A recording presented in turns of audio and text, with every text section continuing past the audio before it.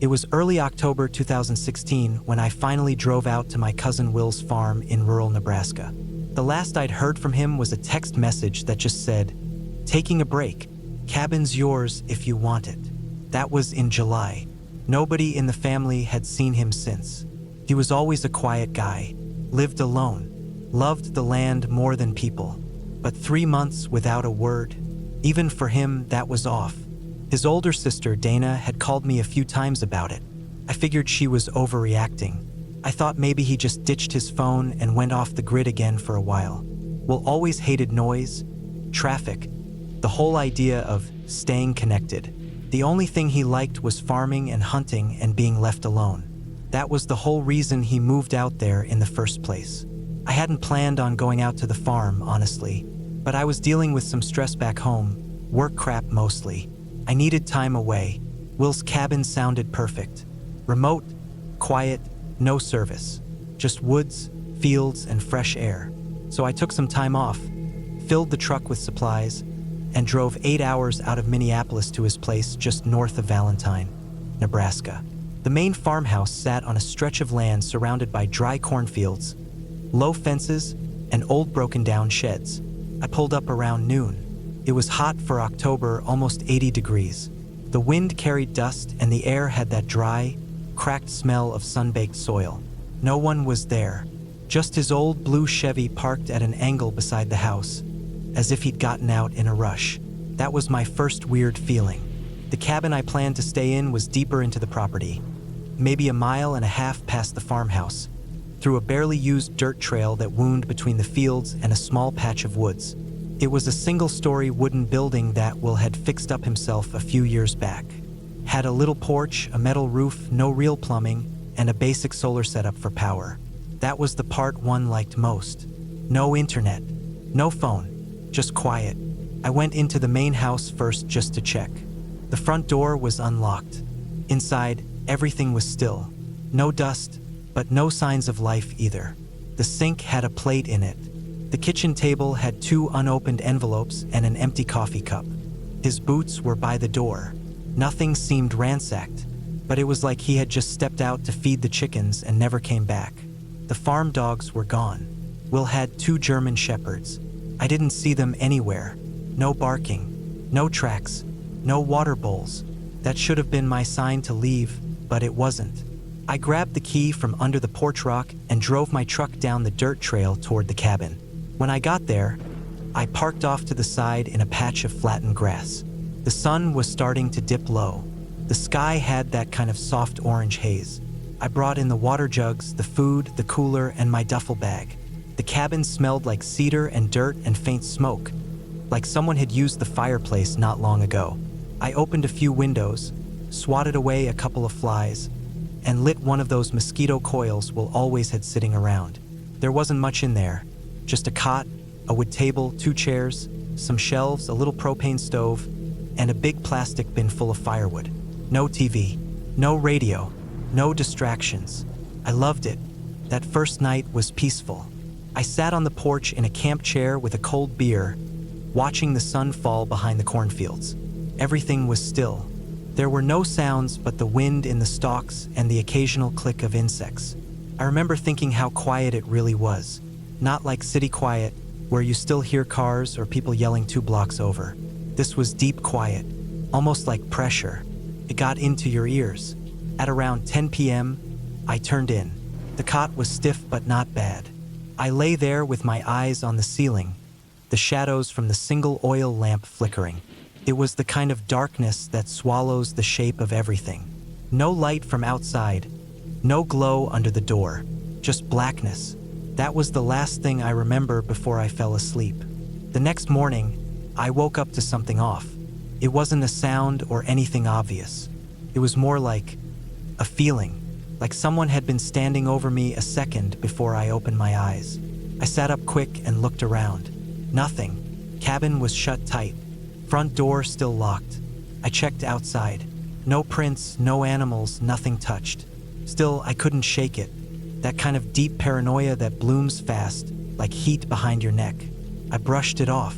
Told myself it was just the unfamiliar place, maybe the tension from the past few months finally catching up with me. That day, I walked the fields. I even checked the old barn, the hunting blind, the dried-out creek bed that ran behind the woods. Everything was quiet, too quiet. There weren't even birds. I didn't notice that until around mid-afternoon. No hawks overhead, no songbirds in the trees, not even crows, just wind. I came back to the cabin and cooked up some eggs and potatoes on the little propane stove. I sat on the porch and watched the light fade again.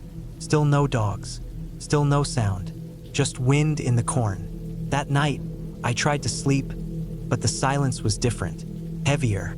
I kept hearing something faint out there in the field, like a slow, dry rustle, but it wasn't the wind. Around 2 a.m., I sat up in bed. I had that same exact feeling again, that someone had just been in the room, like they had just stepped back as I opened my eyes. My skin felt cold, not from temperature, just wrong. I reached under the cot for the tire iron I kept in my bag and stood up slow. I looked around. Nothing. Still. But this time, the front door wasn't locked. That one small thing almost stopped my heart. I had locked it. I remembered doing it, twisting the knob, sliding the little metal latch. But now it was just hanging slightly ajar. I stepped forward and shut it again. Harder this time. I wedged a chair under the handle. I didn't sleep the rest of that night. By the third day, I felt watched. That's the only word I can use. I tried to ignore it. I chopped some wood, went for a long walk to the north edge of the property. I even tried reading one of Will's old books that was still on the shelf. Nothing worked. The sense never left me. I'd stop walking and just know someone had ducked behind a tree or knelt down behind a row of corn. That afternoon, I saw something. At first, I thought it was just a shadow. I was walking along the back fence line when I glanced up and saw a figure. A man. Far off, maybe 200 yards away, standing perfectly still at the tree line across the field. He was tall, skinny, wearing something dark, maybe a hoodie or jacket. I couldn't make out the face. He was just standing there, angled slightly like he wasn't facing me directly, just kind of watching from the side. I called out, but of course no answer. I took a step forward and he vanished behind a tree, just clean gone like he ducked out of sight. I crossed the field to where he had been, but there were no tracks. Nothing. No broken twigs. No disturbed grass. That night, I didn't even pretend to sleep. I sat inside with the chair still wedged under the doorknob, holding the tire iron in my lap. Every few minutes, I swore I heard movement outside, like footsteps, slow, patient ones. I turned the lights off and sat in the dark, listening. At one point, there was a soft thud on the porch, like a footstep, then silence. Just before dawn, I opened the door and stepped out. On the wooden porch floor, right in front of the door, was a dead rabbit. Its neck was broken. Its legs were twisted, but the weirdest part was its fur, cleanly shaved off in a perfect circle around its chest. Just a ring of raw pink skin, like someone had done it on purpose. I threw up in the bushes. I packed everything, all my gear. I didn't even care if it fit properly. I just stuffed it into the truck and backed out fast, tires kicking up dust. I drove all the way to the edge of the property, back to the main house. As I passed the barn, I noticed something that made my stomach drop. There was a hole in the dirt near the chicken coop, like someone had been digging. A deep pit, maybe 4 feet wide. Not a normal animal hole. Fresh dirt, shovel marks, but no shovel nearby. I didn't check it. I drove to the farmhouse to return the key and noticed something else. The back door was open. That door had been shut 2 days ago. I stepped inside and instantly regretted it. The smell hit me first. Not rot, not mildew, sweat. Human sweat, strong, like someone had been living in there without a shower for weeks.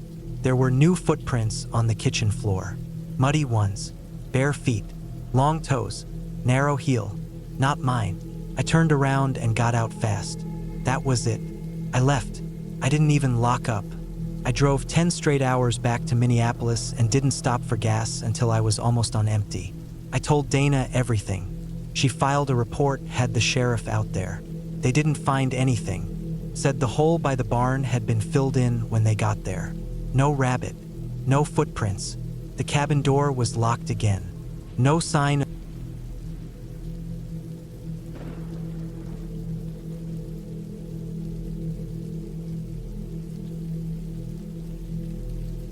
I started working as a seasonal park ranger in the fall of 2013 when I was 28 years old. I had been laid off from a landscaping job and didn't really have anything tying me down. I liked being out in the woods, I liked hiking, and I didn't mind being alone. When I saw the opening with the North Cascades Forest District, I figured it was perfect. They stationed me up north, near the Canadian border. The region was thick with forests, remote, and full of winding gravel service roads that cut through miles of untouched terrain. There were trails up there that hardly anyone used, and even the most popular ones didn't see much foot traffic outside of summer. The cabin I was assigned to was about 11 miles from the nearest ranger station, which was already pretty remote to begin with. It was a 2-room wooden building, probably built back in the 60s. Nothing fancy, just solid logs, a tin roof, and a wood stove. There was no power, no running water, and no cell signal unless you hiked a mile up the ridge behind it. I had a shortwave radio to contact the district office in emergencies, plus a few basic supplies they sent up with me. Otherwise, I was alone out there.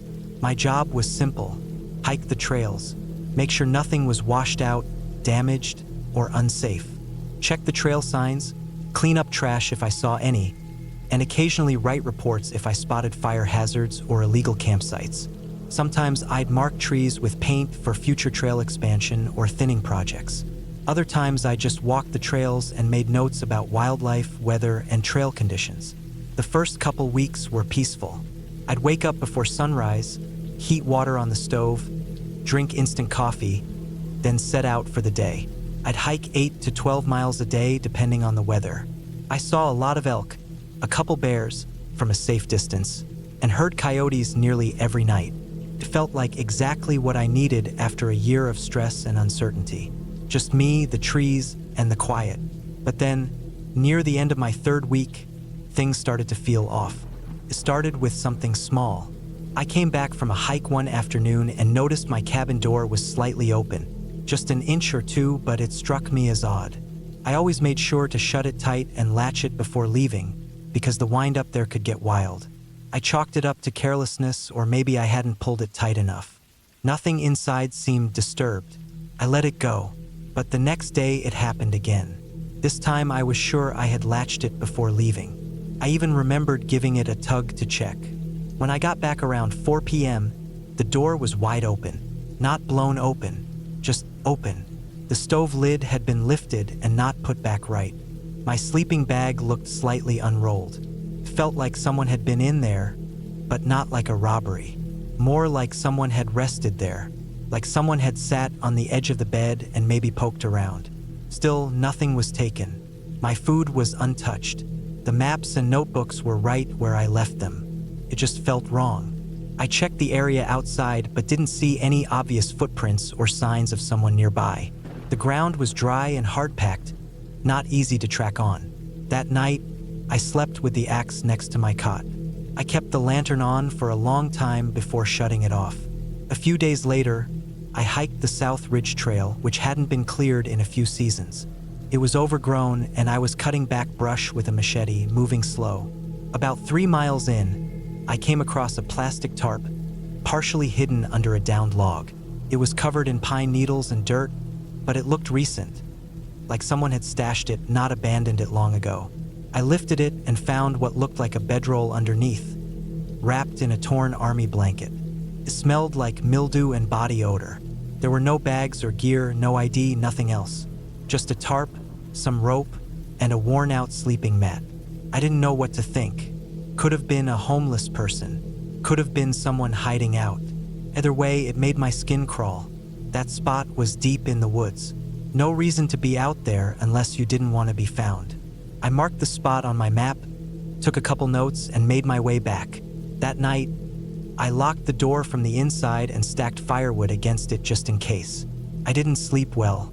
Every little sound outside made me flinch. I kept thinking of that tarp and the smell. The next day, I hiked up to the ridge behind the cabin to get a radio signal. I called the main station and told them about what I found. They made a note and said they'd send someone to check it out in a week or so. They were understaffed and didn't think it was urgent unless I saw someone or signs of a crime. That was the nature of the job. We were expected to handle most things ourselves unless there was an immediate danger. I didn't mention the cabin door thing. I didn't want to sound jumpy. 2 days later, I hiked north to the Bear Creek Junction. It was a long hike and I didn't get back until dusk. As I rounded the last bend before the cabin clearing, I stopped dead in my tracks. There were boot prints in the dirt outside the cabin. Fresh ones. I wore trail runners and these were clearly boots, heavy tread, deep pattern. Big prints, size 11 or 12 at least. They led to the door, then back around the side of the cabin where I kept my firewood. I checked the stack and found the tarp from the trail, folded and stuffed in behind the logs. That was when I knew someone had followed me. Whoever had been staying under that tarp had been watching me. They must have come to the cabin when I was gone and moved the tarp to keep it dry. Maybe they even came inside again. I didn't sleep at all that night. I sat in the corner with the axe, lantern on, ears tuned to every crack and rustle outside. Nothing happened, but I felt watched, the way a deer must feel right before it bolts. I spent the next morning checking the area. I didn't find any more footprints. Nothing had been touched. I decided to start locking the door from the outside using a chain and padlock I had in my gear bag. If someone was messing with me, I wanted to slow them down at least. That afternoon, I didn't go far. I stuck close to the cabin, doing maintenance and stacking wood. Around 3 p.m., I walked to the edge of the clearing to check one of the old boundary markers. That's when I noticed something hanging from a branch about 15 feet off the ground. It was a bundle of pine branches, twine, and bones. Small bones, maybe rabbit or squirrel. The twine looked like old fishing line. It was tied up like a charm or a trap. I didn't touch it. I scanned the woods all around but saw nothing, just thick trees and shadows. But that knot in my gut was back. I backed away slowly, went inside, and locked the door. I wrote everything down in my journal. It helped to keep track. It made me feel like I had some control. The next few days were dead quiet. Too quiet. No animals. No birdsong. No coyotes at night. I barely saw a squirrel. That's rare up there. Usually the forest is full of life. But it felt drained, like something had pushed everything out. I stopped hiking the trails.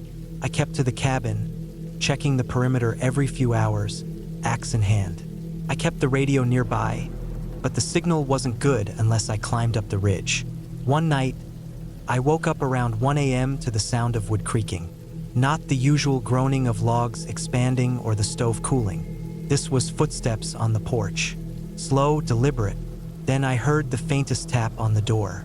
Not a knock, just the barest tap, like the tip of a finger or a stick. I held my breath. It didn't come again. The tapping stopped. I waited there in the dark, gripping the axe until sunrise.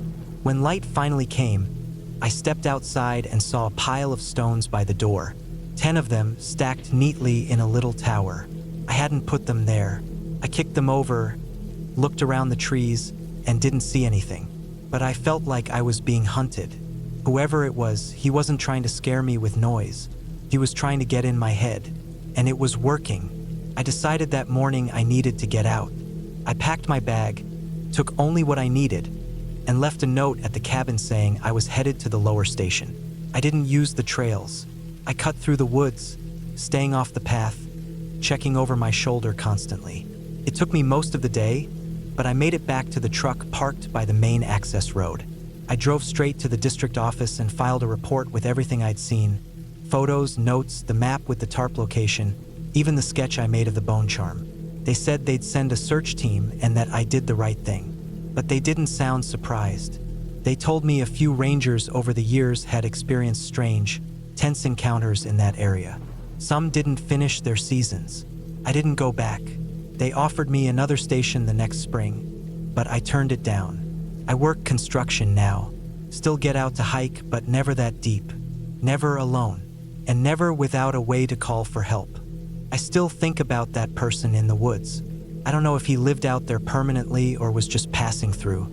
I don't know if he meant harm or if he just wanted to scare me off, but he was patient, quiet, and he knew the woods better than I did. That's what stuck with me, not the bone charm, not the tarp or the footprints or the tapping. It was how easily he watched me, moved around me, and stayed.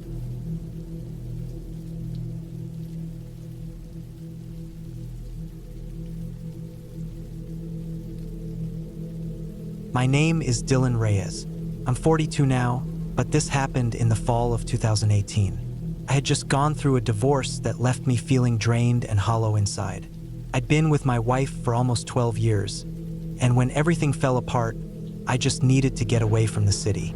I didn't want to hear any more car horns, no more neighbors yelling through thin apartment walls, no more emails from my boss about project deadlines. I needed silence.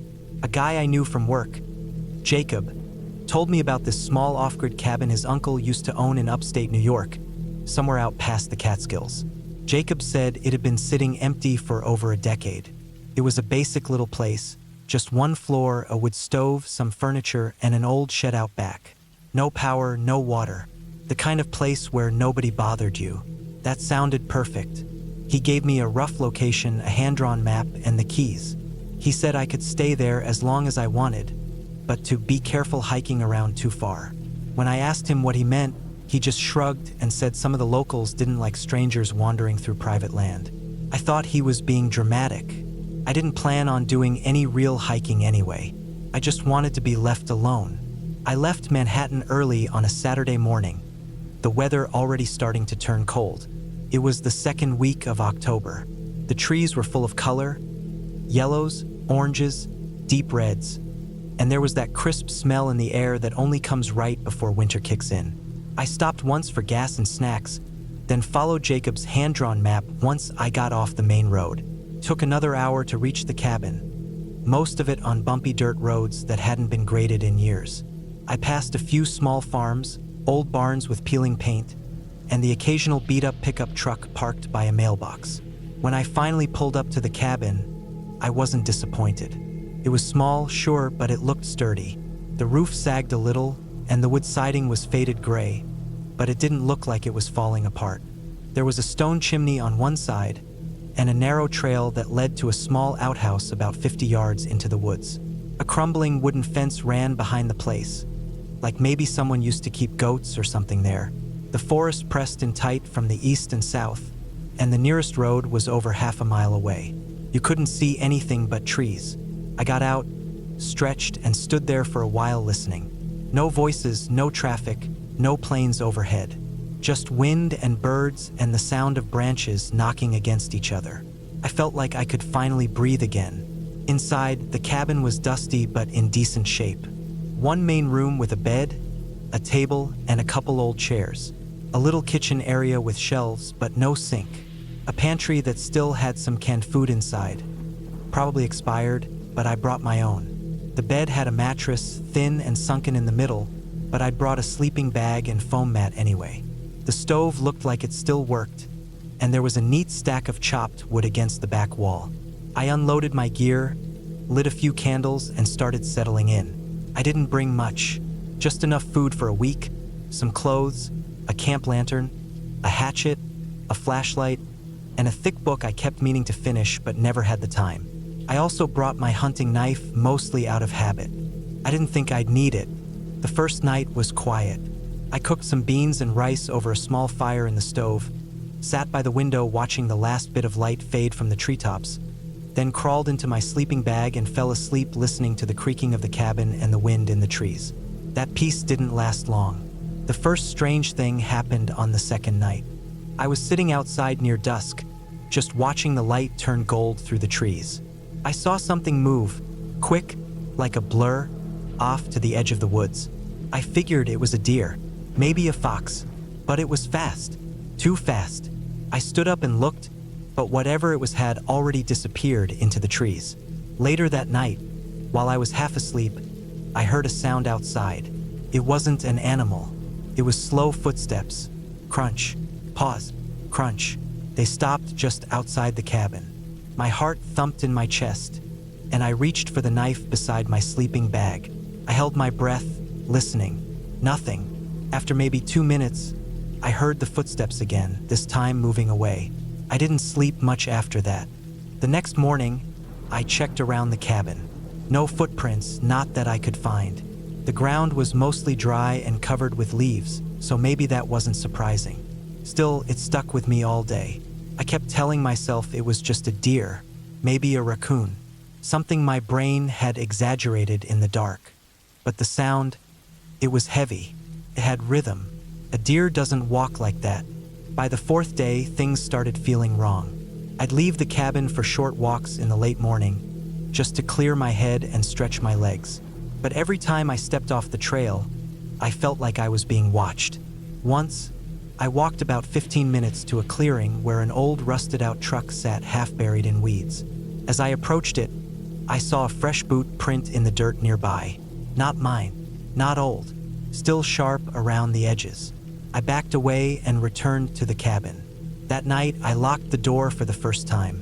The old bolt barely held, but it was better than nothing. Then came the 5th night. I was dozing off, lantern turned low, when I heard something tap against the window. Just once, light like a twig snapping. I sat up. Nothing. Then I heard it again. Tap, tap. I turned off the lantern and crept toward the window, staying low. The curtain was thin and yellowed with age. I moved it just enough to peek through. There was someone standing there, not close, maybe 20 feet from the window. No light, just a shape, a man, still as a statue. He wasn't moving, just watching. I froze. My skin went cold. I stayed there for what felt like forever, heart thudding in my ears. Then he turned slowly and walked back into the trees. I didn't sleep at all that night. By morning, I was packed and ready to leave. But when I stepped outside, I saw it, wedged into the porch rail. A single old hunting knife. Not mine. Rusted, blade chipped, with some kind of twine wrapped around the handle. Someone had left it there deliberately. I threw my gear into the car and tried to drive out, but the road was blocked. A tree, not huge, but wide enough, had fallen across the dirt road about 100 yards from the cabin. It wasn't there when I drove in. The thing that bothered me most was how cleanly it had been cut. No jagged edges, like someone had used a saw. I backed the car up and parked again. Tried using my phone, no signal. No surprise, but I still hoped. I spent the rest of the day trying to find another route out through the woods. After 2 hours of hiking in circles, I realized I didn't know the area well enough. The trees looked the same in every direction. I returned to the cabin before sunset, heart pounding, more anxious than I'd ever felt before. That night, I didn't light a fire. I didn't turn on my lantern. I sat in the dark with my knife, listening, and they came back. I could hear them this time, 2 sets of footsteps. They moved around the cabin slowly, boots crunching leaves, sticks snapping underfoot. I heard one of them step onto the porch. I held my breath. He tried the door gently at first, then harder. The bolt held. After what felt like hours, they finally left. The 6th day, I didn't leave the cabin. I barely moved. I rationed what little food I had left, drank cold water from a jug, and stared out the window with the knife in my hand. Every time a bird flew past or the trees moved, I jumped. The woods didn't feel quiet anymore. They felt empty, like the animals were gone, like something had chased them off. By the 7th morning, I was losing it. My hands were shaking. My thoughts felt scrambled. I kept replaying the same question in my head. Who were they? Why were they watching me? What did they want? That afternoon, I heard an engine, far off. I ran to the road and saw a green pickup moving slowly around the bend. I waved my arms like a madman. The truck stopped, and an older man stepped out. He wore work gloves and a vest and looked at me like I was insane. I didn't even explain. I just told him I needed to leave. I begged him to help me move the tree off the road. He hesitated, then nodded. We spent an hour with his chainsaw cutting the tree down enough to push it aside. I offered him money. He refused it. When I asked if he knew who might have cut the tree in the first place, he just shook his head and said, "People up here don't like strangers." That was all. I left before the sun dropped. I didn't stop. I didn't look back. It's been years since then. I haven't gone back to the woods. I still don't know who those people were. Maybe it was a couple of squatters who saw me as a threat. Maybe it was someone who thought I was trespassing. Or maybe it was just backwoods types who like to scare city folk. I don't know. I don't want to know. But I still have dreams about it. About the sound of footsteps in dry leaves. About the man standing still in the dark, watching without moving. I wake up drenched in sweat, reaching for...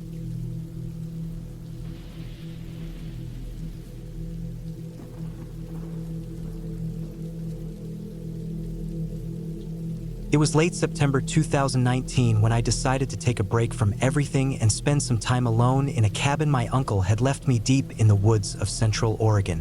I was 34 then, still working remote IT contracts, living in Eugene most of the year. After going through a rough divorce and shutting myself in for most of the summer, I figured getting away might help clear my head. I hadn't been out to that cabin in years. It sat about 8 miles off a rarely used logging road in a place called Crooked River Valley. Back in the day, my uncle used it as a hunting base. It wasn't a modern cabin with power or plumbing. Just one room, a wood stove, and a hand-pumped well about 40 yards out back. Quiet, no cell service. And that's exactly what I needed. I packed up my truck with basic gear, sleeping bag, camp stove, lanterns, extra propane, my .308 bolt-action rifle, a cooler with food, and 2 5-gallon water jugs just in case the well was dry. I brought a solar panel kit too, just enough to charge a flashlight and a small battery pack. I left early in the morning, stopped in Prineville for fuel, then followed the forestry roads until the gravel narrowed and the GPS went out. I followed an old paper map from that point, winding through the overgrown track for a good 40 minutes before I found the turnoff. I recognized the gate, rusted half open, and the faded red marker nailed to the pine. The trail from there wasn't even a road anymore, just 2 deep tire ruts and brush. I had to drive slow, inching over rocks and fallen branches. Took me close to an hour to crawl the last 2 miles, but I finally saw the shape of the cabin through the trees. Same old place, slanted roof, moss-covered shingles, small porch sagging in the middle. No one had been there for a long while. A couple windows were still boarded up from the outside. The lock was rusted but came loose easy. I stepped inside. Dust everywhere. Cobwebs in the corners. The old potbelly stove was still there, still solid. The table had warped from humidity, and a squirrel had chewed through part of the window frame. Still, it felt good. Empty, quiet, clean in its own way. I spent the rest of that first day cleaning up. Brushed out the corners, patched a hole in the roof with a tarp I brought, swept the floor and set up my cot. I checked the well too. Still had water. Smelled fine. I boiled some to be safe. Cooked a small meal over the camp stove and sat on the porch as the sun dipped. It got cold fast. I had forgotten how quickly the temperature dropped out there in the high desert. Coyotes howled far off, and the wind moved through the trees like a whisper. I sat wrapped in a blanket for a while, staring at nothing, just listening. There was no traffic, no planes, no noise. I stayed out until I couldn't stand the cold anymore, then went inside and loaded the stove with old pine and let the cabin warm up. I slept heavy that first night, probably from the drive. But I woke up once, maybe around 2 in the morning. No noise, just this sense that something wasn't quite right. You know that weird quiet where it feels like the woods are holding their breath? It was like that. I lay still for a long time, listening. No wind, no insects, nothing. Then I heard a short crack from the tree-line. Not close, maybe 100 yards out.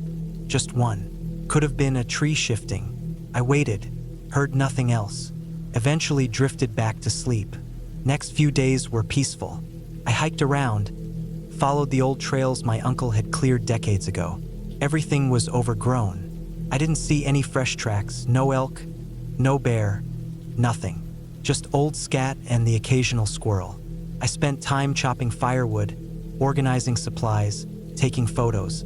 Every night, I cooked dinner on the porch and watched the sun fall behind the trees. There was a beauty in the silence. That kind of stillness doesn't exist in the city. You can hear your heartbeat out there. On the 4th day, I went farther than usual, about 3 miles east, following a ridge that looked down toward an old clear-cut. While walking, I noticed something odd. There were tire tracks, faint but not that old. Too wide for an ATV, looked like a pickup, but no one had access past the gate except me. I looked around but didn't see anyone. No recent boot prints, just the tires heading deeper into the trees. That unsettled me. I followed them for a bit, but they disappeared into thick brush. I told myself it was probably a ranger or someone checking on the forest line, but something felt off.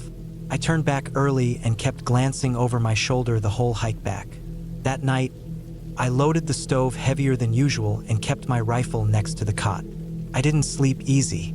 Every sound outside seemed louder, sharper. I kept thinking about those tracks. Around midnight, I heard the sound again. Twigs breaking, this time closer. Not an animal. Not the slow shuffle of a deer or the sharp steps of a raccoon. These were heavy, deliberate, human. I held still in the dark, eyes open, heart thumping. The sound stopped. Nothing else happened. Next morning, I walked around the perimeter. Didn't see footprints. No broken branches. I figured maybe it was just a tree dropping or an animal moving weird. Still, I moved the truck closer to the cabin and backed it in so I could leave fast if I had to. I even loaded the essentials into the cab gun case, water, 1 food bag, first aid kit, just in case. That afternoon, I stayed close. I didn't hike. I just gathered more wood and sharpened my axe. Every little noise was making my skin crawl. The wind had shifted too. It brought a smell I didn't like, kind of like rust and sweat. Faint but real. Around dusk, I heard something again. Far off. A motor, maybe 2 miles out, hidden behind the hills. Not loud. A steady hum, then silence. I waited. It didn't come closer. I stayed out for a while, staring into the woods, trying to spot anything. I didn't see movement, but I couldn't shake the feeling that someone was out there. That night, I barely slept. Just stared at the ceiling, ears wide open. Around 3 in the morning, I heard a sharp knock. Not on the door, on one of the trees nearby, like someone hitting it hard with a stick. 3 knocks, spaced apart. Then silence. Not a word. No footsteps. I didn't move, didn't breathe. After an hour, I finally sat up and looked out the window. I didn't see anything. No flashlight beams, no figures, nothing. But I knew someone was nearby. Next morning, I decided to leave. I'd had enough. I packed everything fast, tossed it into the truck, and fired it up. But as I rolled down the trail, I noticed something new. About 200 yards down the logging track, there were fresh boot prints in the mud. Deep ones, big boots, heading toward the cabin. No prints coming back out. Whoever it was, they came during the night, walked toward the place, and never turned around. I kept driving, eyes locked on the trail. After a mile, I hit something sharp, probably rebar or a spike strip. Front driver's side tire blew out hard. I swerved but didn't crash. Got out with my rifle slung and checked it. Sure enough, a homemade spike strip. Nails driven through a piece of plywood, hidden under leaves. Someone had put it there on purpose. I changed the tire in record time, heart pounding the whole way. I kept scanning the woods. My hands were shaking so bad I almost dropped the jack.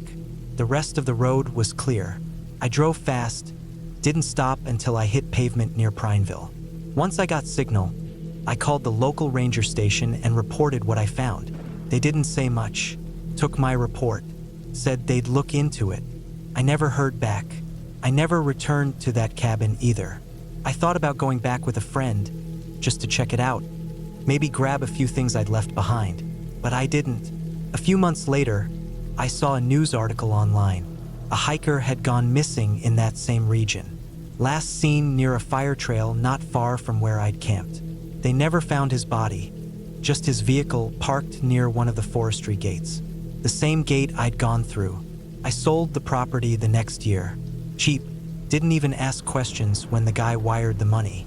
I don't know who was out there. I don't know what they wanted. But I'm sure of one thing, they knew I was there. They watched, they waited, and if I hadn't left when I did, I might have ended up like that hiker. Just another man who disappeared in the trees. That place isn't just isolated. It's forgotten, and someone out there likes it that way.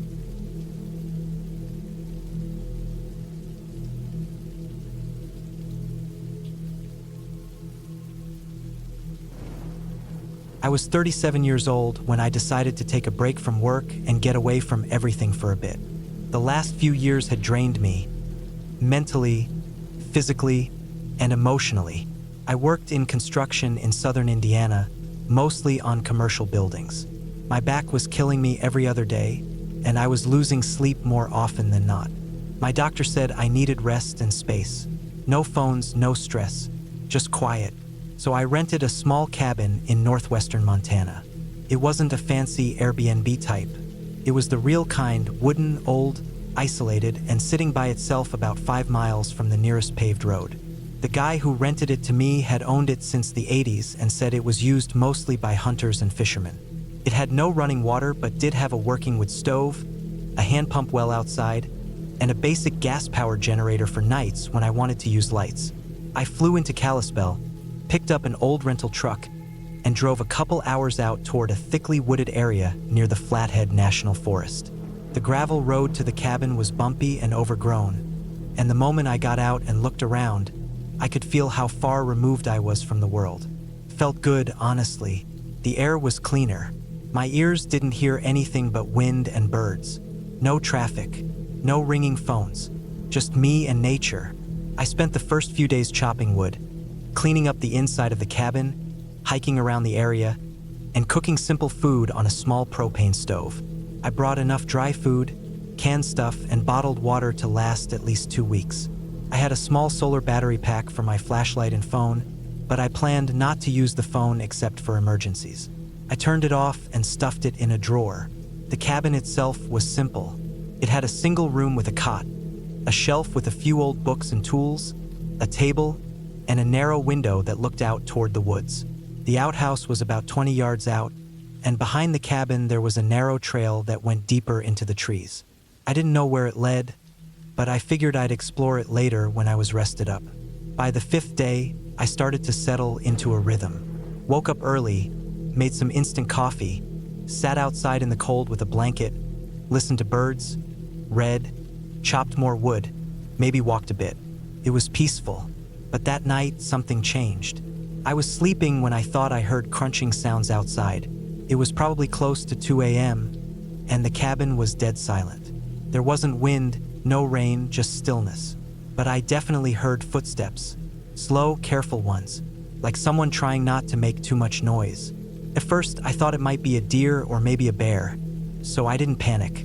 I stayed quiet in bed and tried to listen. The footsteps stopped near the back of the cabin. I could hear them behind the wall, maybe 10 feet away. I waited, holding my breath. I had a hunting knife in my boot near the bed, and I slowly reached for it. I didn't move much, just enough to grip the handle. The steps didn't come any closer. After about 5 minutes, I stopped hearing anything. I stayed awake for the next hour, frozen in bed, staring at the ceiling, waiting for another sound. But there was nothing. Eventually, I fell asleep. In the morning, I walked around the cabin and checked for tracks. It had rained a bit the day before, so the soil was soft enough to hold prints. I found a few animal tracks, mostly deer, but then I saw something else, what looked like a boot print. It was faint, but it wasn't an animal, and it was facing the back wall of the cabin, not moving anywhere. Just a single print, like someone had stood still there for a while and then stepped back carefully. I felt my stomach twist a little. Could be old, I told myself. Maybe a hunter from a week ago, but it looked fresh. The dirt around it was still a little damp and soft. I stayed near the cabin that day. Didn't hike, didn't read, didn't even split wood. I just listened and waited. That night, I barely slept, but nothing happened. The next morning, I checked the back again. No new tracks. On the 7th day, I walked the trail behind the cabin for the first time. It was narrow and choked with low branches, and it didn't look like it had been used in years. I followed it for about an hour. It led to a dry creek bed and then forked. I picked the left path and kept going for another 15 minutes.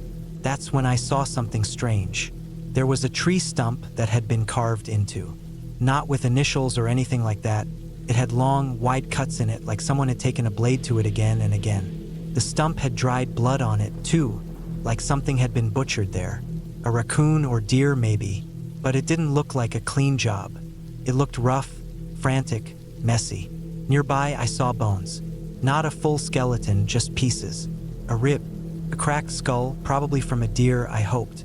But the thing was, the skull was sitting on a flat rock like it had been placed there. And the eye sockets were burned black. Not naturally, like someone had taken a lighter or fire to it. I left right after I saw that. Walked back fast, heart pounding. I kept looking over my shoulder, and even though I didn't see anyone, I felt watched the whole way back.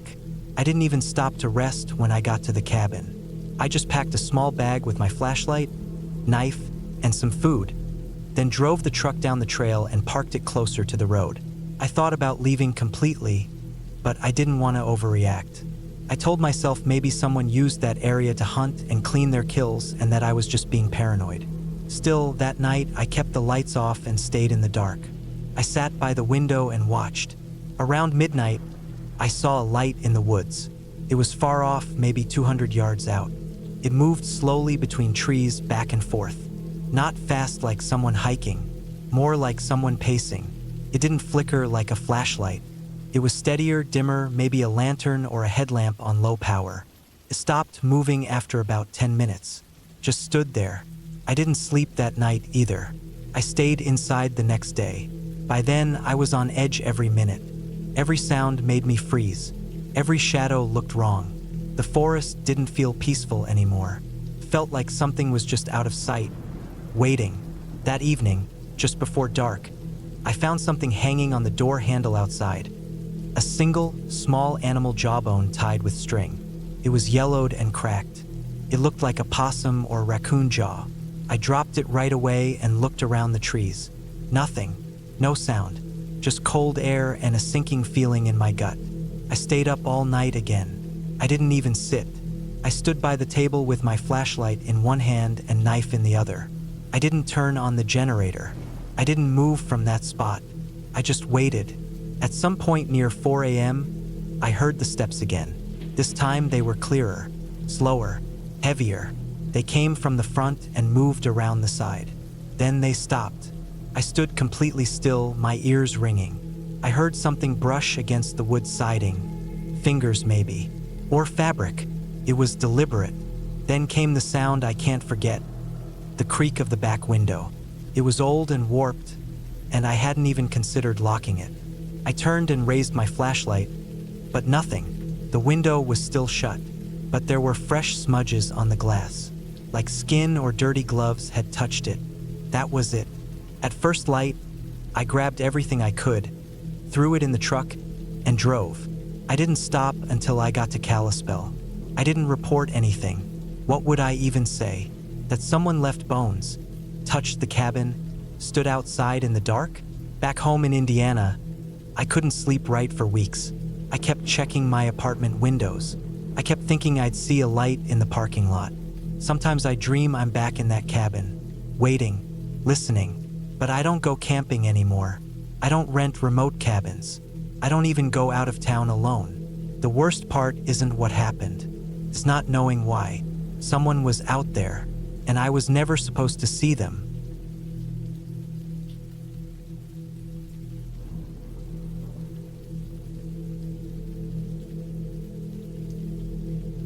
It was October of 2018 when I decided to spend a few days away from everything.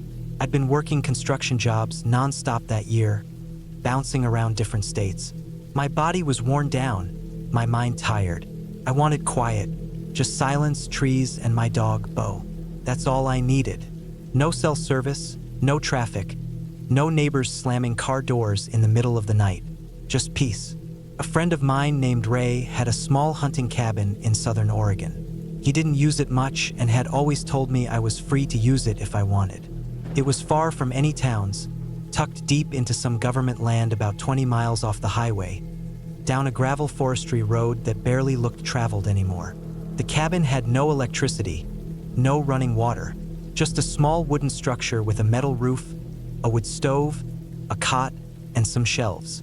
He kept it stocked with dry firewood and a few supplies. It wasn't much, but it was all I needed. Bo was a 5-year-old black lab, calm and smart, with a thick coat and steady nerves. He wasn't one to bark for no reason. He listened well, stayed close, and always kept an eye on me. I trusted him more than I trusted most people. We got to the cabin around noon on a Thursday.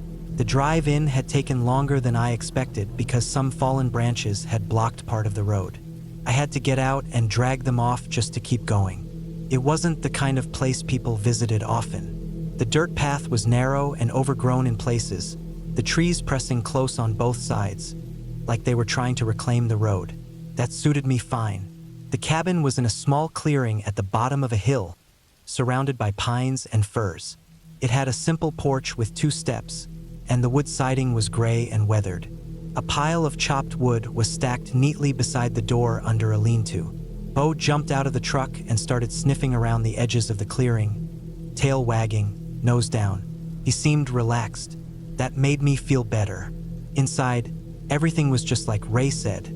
There was a cot against the far wall, a table, a couple of chairs, and a wood stove in the corner. Some canned food and bottled water were lined up on the shelves. A small window faced the back of the cabin, and another looked out toward the front, across the clearing. That one had a curtain nailed above it, but it was old and didn't hang right. I tied it to the side so I could see out. By evening, I had a small fire going in the stove. Bo and I sat outside on the porch for a while. I had a sandwich I brought from town, and he lay beside me, head on his paws, eyes half closed. The air was crisp, the trees rustled, and everything smelled like pine and dirt and would smoke. Felt good. I didn't think much about anything, just sat there breathing and listening. The first night was quiet, cold but quiet. I bundled up in a thick sleeping bag, and Bo curled up beside the cot. The wind blew off and on, and once or twice I thought I heard a branch snap outside, but that was normal. Out here, you get used to small noises, deer, squirrels, maybe the wind pushing something loose. In the morning, I boiled some water on the stove and had instant coffee and a granola bar. Bo ate from his metal bowl and drank from the stream that ran about 50 yards behind the cabin. I spent most of the day walking the area, just getting familiar with the trails. There was an old hunting blind up the hill about a quarter mile out. It was falling apart but still standing. I found boot prints near it too. That struck me as odd. They weren't mine, and Ray hadn't been out here in months, maybe even a year. I assumed maybe a hunter had passed through or someone was hiking nearby. That night, things felt different. I was inside, reading a magazine by the light of my lantern. Bo was lying by the stove again, half asleep. That was when I noticed him lift his head suddenly and stare at the window. Not the one facing the back, but the front window, the one with the messed up curtain. He didn't growl, didn't move, just stared. Still, rigid. I slowly turned and looked too. I couldn't see anything through the window. It was just black outside, with a reflection of the inside light bouncing faintly off the glass. I reached over and turned off the lantern. Now I could see out. The moon was bright enough to light the clearing a little. The trees were dark shapes along the edges, swaying slightly. And then I saw it just for a moment. A shadow moved behind a tree on the left side of the clearing. Too large to be an animal. It had a human shape. A person, stepping quietly from one side of the tree to the other. Then nothing. Bo stood up now, tail down, ears forward. I stayed still for a while, waiting, listening. I didn't want to go outside. Didn't want to make noise. Whoever that was, they were trying not to be seen. Eventually, I shut the curtain and turned the lantern back on. I got my hunting rifle out of the truck and set it beside the cot. I didn't sleep much that night. Bo stayed near the door, and every now and then he'd lift his head and look toward the window again. I never heard footsteps, no voices, just the wind. In the morning, I went outside and walked the edge of the clearing. I found a partial footprint in a muddy patch near the back corner. Too big to be mine. Wide and long. Deep too, whoever it was had weight to them. But it was alone. No trail, no prints leading in or out. Just that one mark. I thought about packing up and leaving that day, but I told myself it could have been an old print. Maybe the moonlight had played tricks on my eyes. Maybe it was nothing. I stayed. That afternoon, Bo and I hiked the hill behind the cabin again. I brought my rifle just in case. Up at the top, I saw something new. A pile of stones arranged in a circle, right beside the base of a tree. In the middle of it, a small pile of bones, deer or rabbit maybe, laid out neatly. I didn't like it. It felt off. Too deliberate. I walked a little farther past that spot and found a flattened area, like someone had been sleeping on the ground. No tent, no gear, just a depression in the grass and pine needles. I didn't stay long. Back at the cabin, I tried to shake the feeling. I sat on the porch again while the sun dropped, sipping a beer I had packed in. Bo stayed close, not sniffing around like before. His eyes kept going back to the tree line, especially toward the left side of the clearing. I turned in early, locked the door, loaded the rifle. This time I kept my boots on. It must have been past midnight when I heard it. Footsteps, slow, deliberate, crunching leaves, coming from the back of the cabin. Bo stood up, stiff as a board. I grabbed the rifle and turned off the lantern again. We stayed in the dark. I moved toward the back window and looked out through the gap in the curtain. Nothing at first, but then, just outside the moonlight's edge, I saw him, a man, standing between two trees, just standing. He wasn't holding a light. He wasn't moving, just watching the cabin. I waited, heart thumping hard. 10 minutes passed, maybe more. Then, slowly, he turned and walked back into the woods. I didn't sleep again. In the morning, I packed everything up. I was done pretending it wasn't a problem. Someone was out there, watching, maybe living nearby. I had no idea what they wanted. Could have been a squatter or someone hiding out for some reason. Either way, I didn't want to be around when they decided to get closer. I opened the door and stepped out onto the porch, and I froze. There was a piece of string tied around one of the porch posts.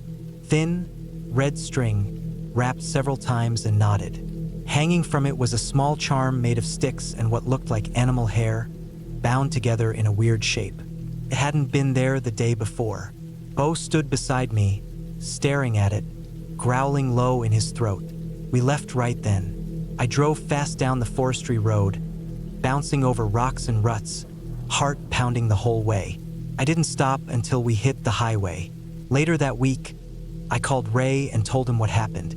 He didn't say much, just said nobody should have been up there, that he hadn't been in that cabin in almost 2 years. I never went back, neither did he. I still think about that trip sometimes, especially when I see Bo staring off into the woods behind our house now.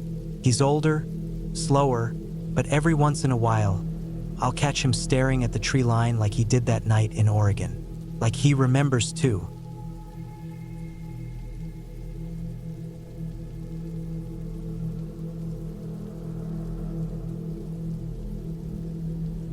My name is Craig Nolan. I'm 46 now, living in a small rented place just outside of Columbus, Ohio. But the story I'm about to tell takes place in the summer of 2022, just a few months after my ex-wife, Laura, passed away from complications related to diabetes. We had been divorced for 6 years at that point. It wasn't messy, just two people growing apart. We stayed in touch now and then. No kids.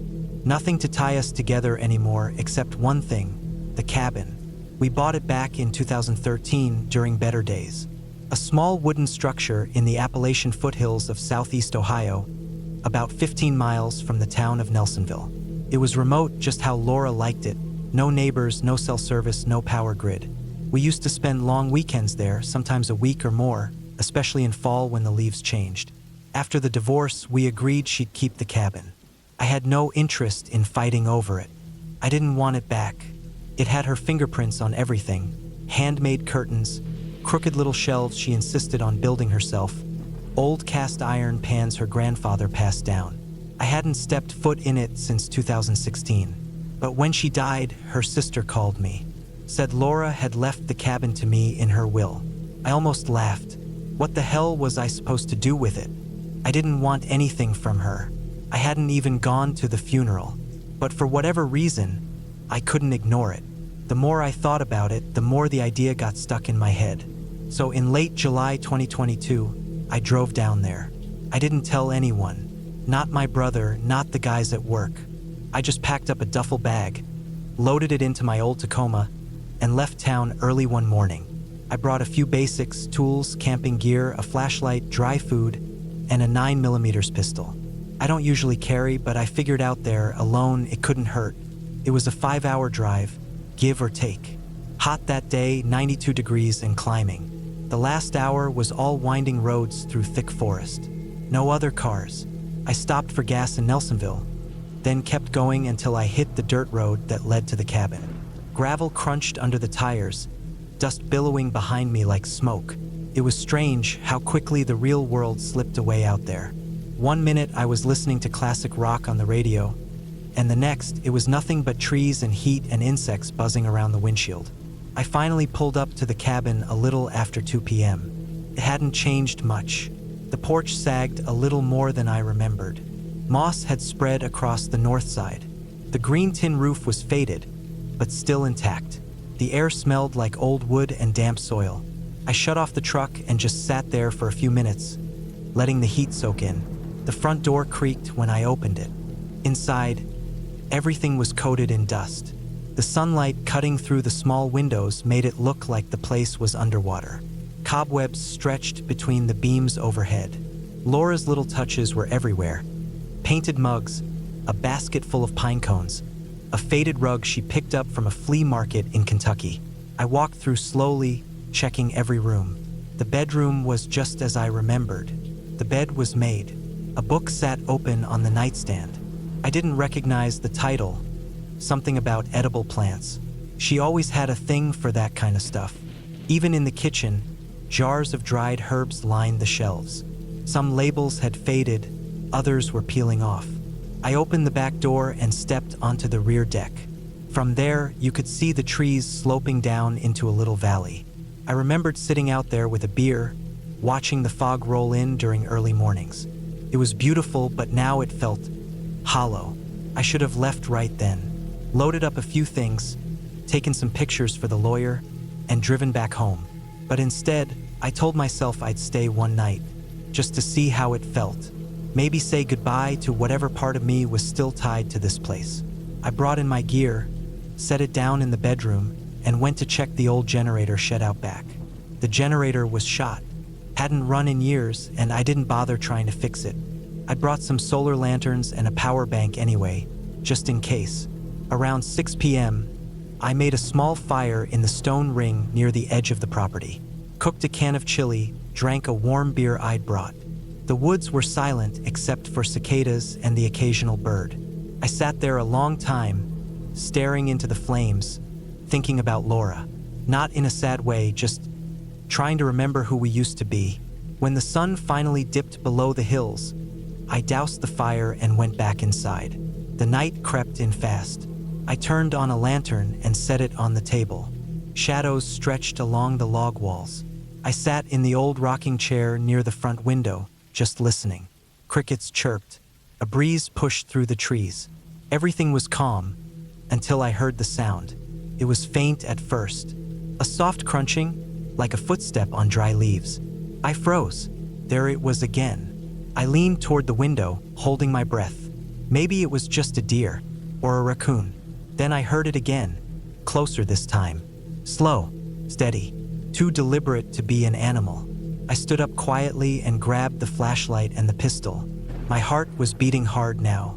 I turned off the lantern and waited in the dark, peering out through the slats in the window. My eyes adjusted slowly.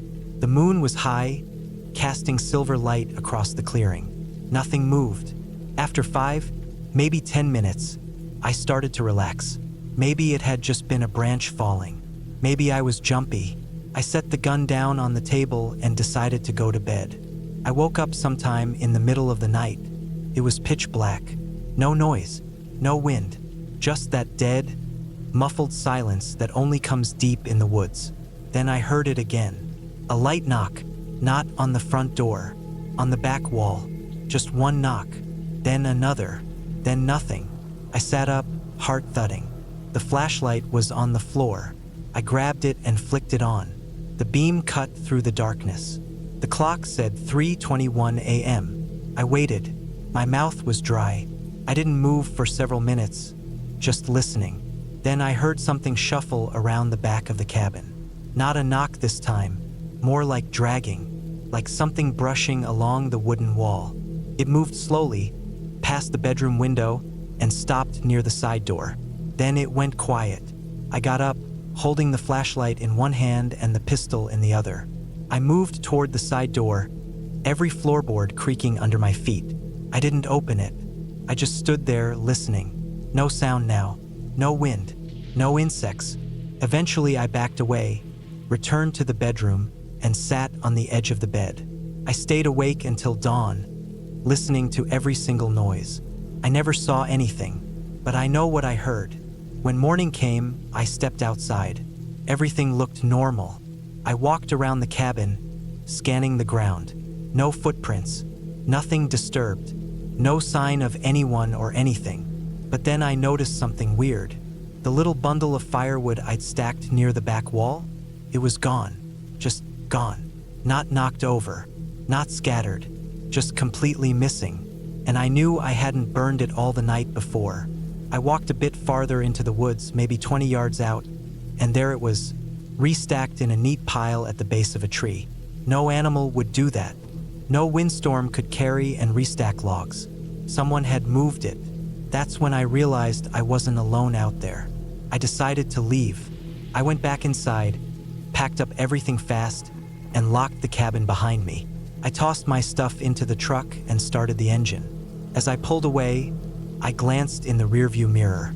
There was someone standing at the edge of the woods, too far to see clearly, just a shape, not moving. I didn't stop. I didn't slow down. I drove straight out of there and didn't look back. I never went to the police. What would I tell them? That someone might have moved some firewood and tapped on the cabin wall? No one would take that seriously. And truth be told, I don't think it was criminal. I think whoever was out there was watching, waiting. Maybe they lived in those woods. Maybe they'd been watching Laura all those years. I sold the cabin a few months later. Never went back. Didn't even collect the rest of the stuff inside. Just signed the paperwork, took the loss, and walked away. But sometimes, late at night, I think about that knock, that dragging sound, that pile of wood, moved and placed by hands I never saw. And I wonder what would have happened if I'd stayed another night. I'll never know, and I don't want to.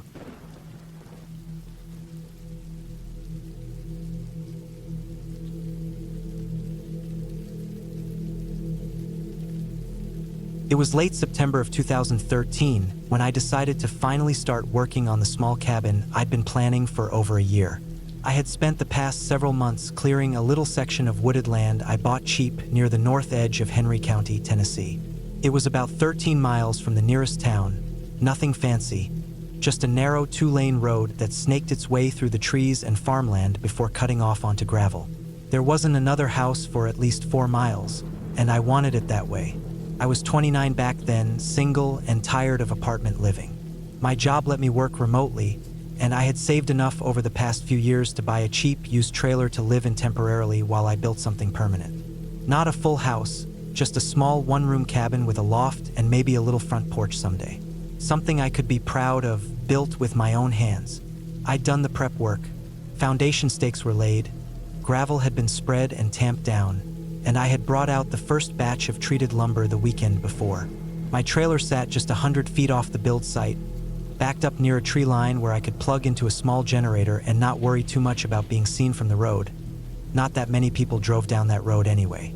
The forecast that week had called for rain off and on, but I had a window, a break from work, and a drive to get it done. I'd already taken off a few days to get ahead. On that Thursday morning, I woke up to gray skies and wet ground from the night before. The trailer creaked from wind, and everything outside was soaked. But it wasn't pouring yet, and I figured I could still get some of the wall framing started before it got worse.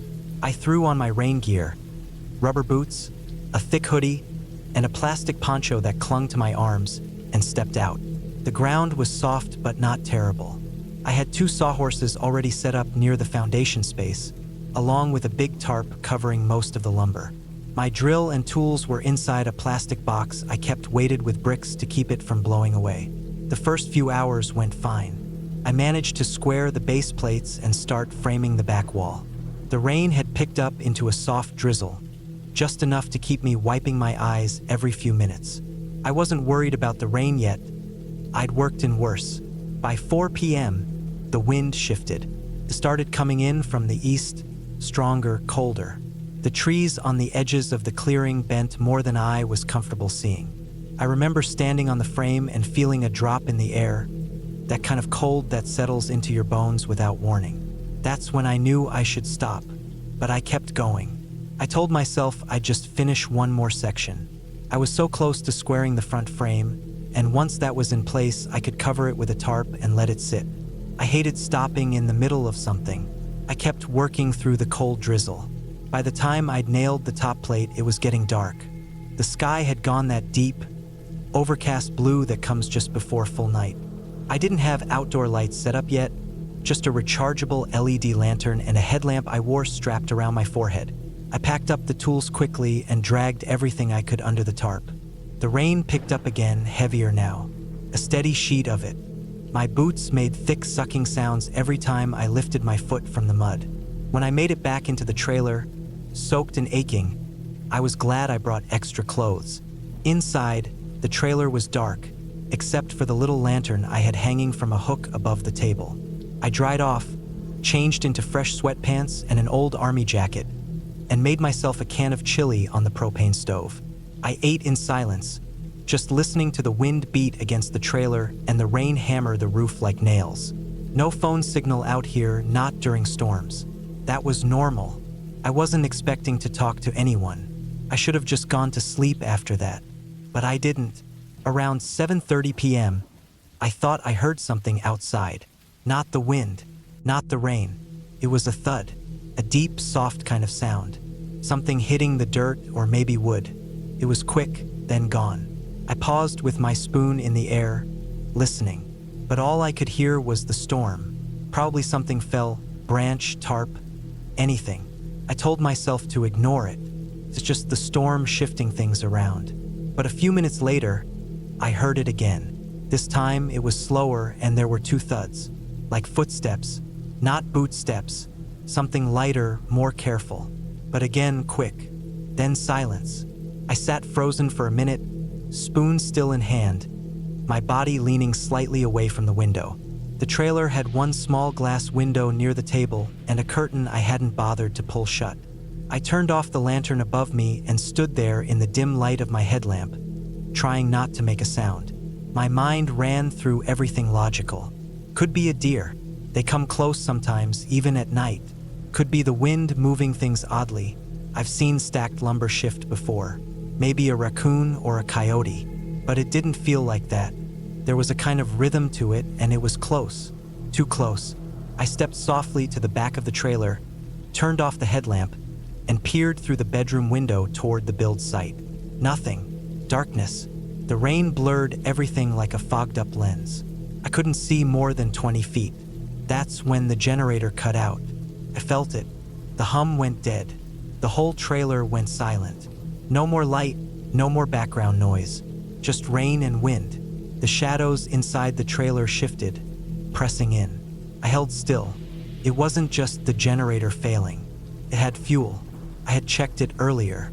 I even had extra gas stored in a locked bin. I waited. I listened. There was a pop. Then something scraped against the far side of the trailer, metal on metal. That's when I grabbed the hatchet. It was the only thing I had within reach besides a flashlight and a folding knife. I kept it under the sink for splitting firewood, and I didn't even think. My hand just went for it. I turned on the flashlight, a strong beam, and pointed it toward the front door, which had a tiny, warped window near the top. The trailer creaked again. I crept to the door and pressed my ear against it. Nothing, just the sound of wind brushing the frame. I looked out the side window again. Couldn't see anything but the muddy clearing and the shadow of trees beyond it. Still, I felt watched. Not from far away, but from close. Very close. I didn't sleep that night. I sat on the floor of the trailer, hatchet in one hand, flashlight in the other, light off, just listening. Every once in a while, I thought I heard something scrape or shift outside. I would jump, then wait, then hear nothing. Eventually, I got up enough courage to peek outside through the back door just before dawn. The rain had stopped. The ground was a swamp, dark and shiny under the gray light of early morning. The wind had died down, but the air was thick and heavy, and everything felt still. I stepped outside slowly. No prints, no tracks, but near the build site something wasn't right. The tarp was half pulled off. The boards I'd left covered had been scattered. A few nails had spilled from the toolbox I'd closed. I hadn't left it like that. I walked toward the site carefully, scanning the ground. That's when I noticed something in the mud. A footprint, but not a full one, just the front half. The toe shape looked wrong, too narrow, like it had come from a bare foot, but it was long, almost too long, and arched strangely. It sank deep into the mud, deeper than mine did, like whoever left it was heavier than me or jumped. I followed the marks. There were 3 more, then they vanished past the tree line. I stood there, staring into the woods, heart pounding. I didn't go in. Instead, I packed up everything I could. Tools, gear, gas cans, I dragged it all back to the trailer. I made sure every window was latched, every lock tight, and I waited for the ground to dry up just enough to get the truck back onto the gravel. By late morning, I was gone. I didn't come back for 2 weeks. When I finally did, I brought a friend from town who had a concealed carry permit and a truck full of ammo. We camped out together and finished building the frame of the cabin during the day, watching the woods in shifts. Nothing strange happened that time, but I never forgot the first night. I never stayed there alone again. To this day, I still don't know what I heard or what I saw. Could have been a wild animal. Could have been someone messing around. But I know the shape of human feet, and I know what it feels like when you're not alone. I still live in that cabin now. Finished it the next spring. Reinforced the doors. Added cameras. Even buried a motion sensor in the dirt near the tree line. But the footages never caught anything. Just wind, rain, trees. But sometimes, when the storms roll in heavy and the rain beats hard on the roof, I lie in bed and listen. And I swear I hear something walking through the mud. Something careful. Something slow.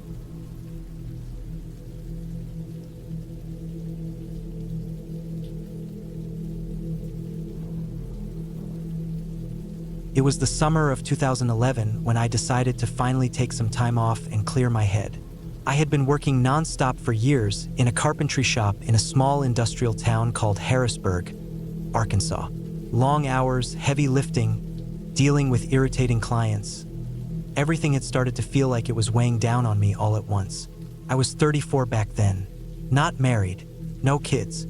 I just needed a week or 2 away from everything. I remembered this old family property my uncle had mentioned years ago. It was way out in the Ozark Mountains, close to a dying little place called White Tree Hollow. You wouldn't find it on most maps. Back when I was younger, he told me about a hunting cabin he and his brothers built in the late 70s. It was deep in the woods, on a hill that overlooked an abandoned church graveyard. They only used it a few times before one of the brothers got spooked by something. Not ghosts, just weird things he saw or heard, and they never went back. Eventually, the land passed down to my dad and then to me. I figured it'd be the perfect place to get away. Quiet, isolated, no cell signal. I packed my gear into my pickup. Camping food, tools, a basic hunting rifle, and enough supplies for at least 2 weeks. The drive took most of a day. Asphalt turned to gravel, gravel turned to dirt, and by the time I got near the area my uncle described, it was just tire tracks cutting through overgrown weeds. The last bit of the drive was slow and rough. My truck scraped up against branches, tires kicking up dry dust. I parked when the trail got too narrow and hiked the rest. The forest was thick, oak and pine mostly, with thick underbrush and stretches of thorn bushes. I had to rely on an old photocopied map my uncle drew decades ago, with vague notations like left past Big Rock and cross the dry creek. I eventually found it. A sagging wood structure tucked under a spread of tall trees, half hidden by vines. The cabin had clearly been sitting untouched for a long time. The roof was holding up, barely. Some of the planks along the sides had warped from the weather. The front door was slightly crooked on its hinges, and the windows were cloudy with grime and cobwebs. It sat on a small rise above a clearing, and on the other side of that clearing was a crumbling stone wall. That wall, I realized, was the edge of the graveyard. The graves were old, real old. I walked over and read some of the stones. Most were from the late 1800s. Faded names, crumbling stone, moss growing in the lettering. Some had fallen over. A couple were just slabs sticking out of the ground. Trees had grown up in between them. The church that must have once been there was nothing but a few blackened beams and a broken foundation. At first, it didn't bother me. It was all forgotten history, quiet and overgrown. The kind of place most people would just avoid. But I liked that about it. I went back to the cabin, set up my gear inside, and started clearing out what I could. The inside smelled like old wood, mildew, and dust. Rodents had chewed through some of the walls, and bird droppings were scattered near a broken window. I swept it out, patched what I could, and laid my sleeping bag on an old wooden bed frame. I spent that first day working. By nightfall, I was tired enough to fall asleep without thinking too much about anything. The first few nights were peaceful. I'd wake up at sunrise, cook a simple breakfast over a small propane stove, and hike around the woods. Sometimes I'd check out the graves, just out of curiosity. I found broken glass bottles near one of them. Maybe someone had used the place for drinking years ago. I didn't see any signs of animals besides squirrels and a few deer. No bears, no coyotes. I did notice something strange on the third day, though. A shallow hole had been dug near one of the graves. It looked fresh, maybe a couple of feet deep. There were no tools nearby, no sign of animals digging, and no clear reason for it to be there. I filled it back in, figured maybe someone local had been messing around years ago. But the next morning, it was open again. This time, the dirt was piled differently. It wasn't in the same exact spot either, just a few feet over. I stared at it for a long time. Still no signs of digging tools, and the soil looked loose, like it had been dug by hand. That day, I hiked further out. I needed to clear my mind. The woods were peaceful. When I got back, the sun was already low. I stepped onto the cabin porch and froze. The cabin door was open. I knew I had locked it when I left. It didn't look forced, though, just hanging loose. I looked around, didn't see anyone, didn't hear anything. I checked inside.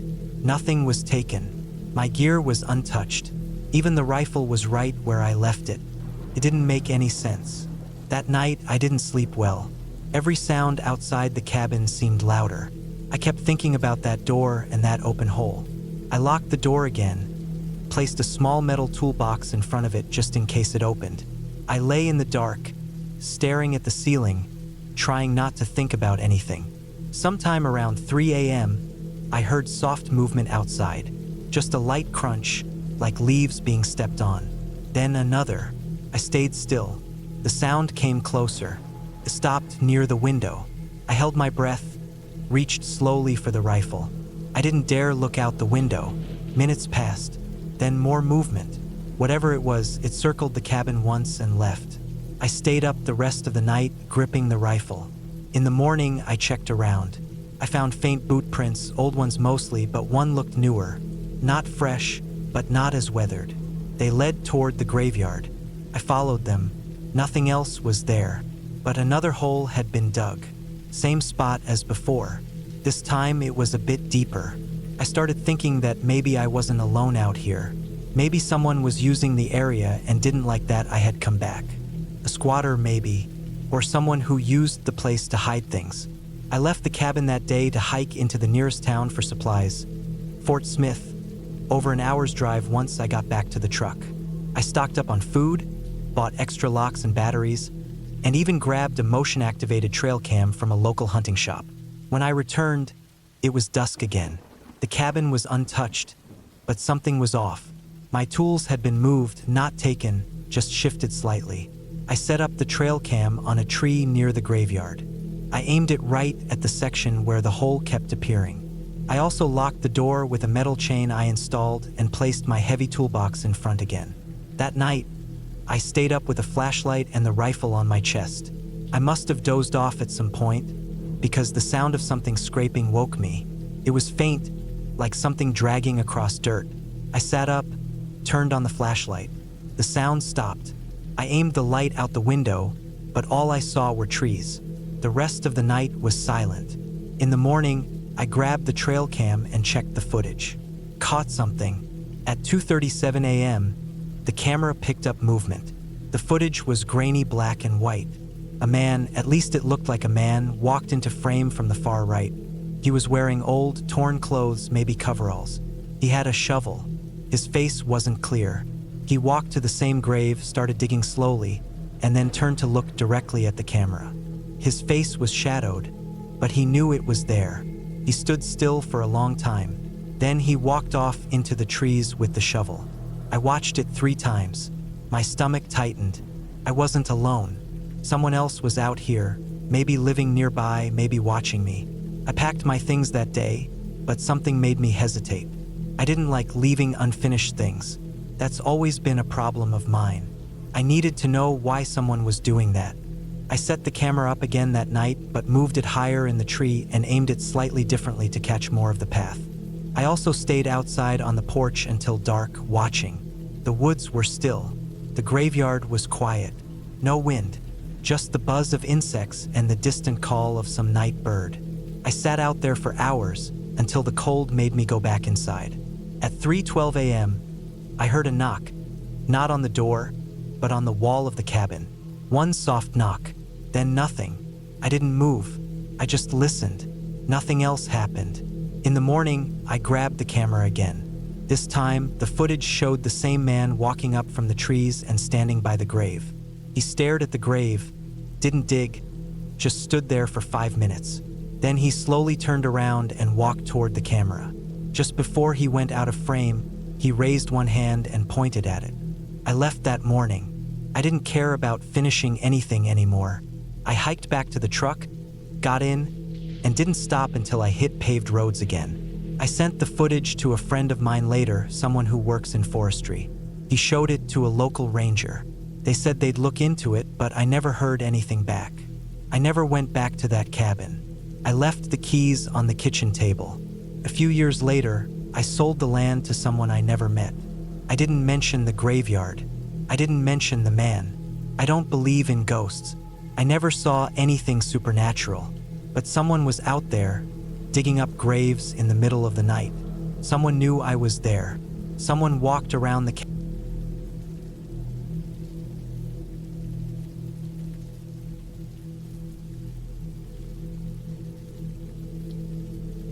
It was late September of 2017 when I decided to take a week off from work. I was 33 at the time, living in a small town just outside Boise, Idaho. Life had been piling up on me. Long hours, stress, barely any time to think straight. I hadn't taken a real break in nearly 2 years, and it was starting to eat at me. I just wanted to go somewhere quiet, somewhere far from everything. No phone calls, no emails, no people. I remembered a small log cabin I'd seen once in a forum post online. Someone mentioned it was available for rent through a little-known private website. It was located up in the northern woods of Montana, close to the Canadian border. About 3 hours from Kalispell, down a dirt road and then another mile hike into the trees. That kind of remote. I booked it on a whim. It was dirt cheap, which should have told me something right away. But at the time, I just figured it was because it wasn't listed on Airbnb or anything big like that. The listing said it had a wood stove, solar-powered lighting, and a creek nearby for fresh water. No running water, no power lines. Just a bed, a stove, and for log walls. Exactly what I needed. I left on a Sunday morning in my old 2005 Subaru Outback. I brought a cooler packed with dry goods, some freeze-dried meals, a few jugs of water, a sleeping bag, extra blankets, and my dad's old hunting knife. I'd never had to use it before for anything serious, but it always made me feel a little more secure. I didn't bring a gun. I didn't own one. I wasn't a hunter. I just wanted quiet. It took me a little over 10 hours to get there. The last part of the drive was tough. The road turned to gravel, then dirt, then narrowed to a trail that only a high-clearance vehicle could handle. I had to park about half a mile from where the GPS marked the cabin's location and hike the rest of the way in. The woods were thick, pine and fir mostly, with patches of old birch trees. The air was cold and smelled like wet leaves and sap. When I reached the cabin, It was already around 6 p.m. The sky had started turning orange behind the trees, and the shadows were stretching across the forest floor. The cabin looked about how I expected it to, small, made of stacked logs, with a slanted tin roof that had started to rust. There was a small porch with a bench and a single window on the front, the glass cloudy from age. No signs of recent use. I unlocked the door with the key the owner had mailed me and stepped inside. It was musty but not terrible. One room, wooden floor, a cot in the corner with a thin mattress, a cast iron stove next to a small stack of chopped wood, and a shelf with some dusty pots and an old oil lantern. There was a metal box in the corner that looked like a mouse-proof storage locker for food. The window had a curtain, stiff with age, and the walls were bare except for a few nails where someone had once hung coats or tools. I unpacked my stuff and set up the sleeping bag on the cot, lit a fire in the stove with some dry twigs and small logs, boiled a pot of water, and made one of the freeze-dried meals. I ate while sitting on the edge of the cot, listening to the woods. No traffic, no hum of electricity, just wind and the distant sound of running water from the creek down the slope.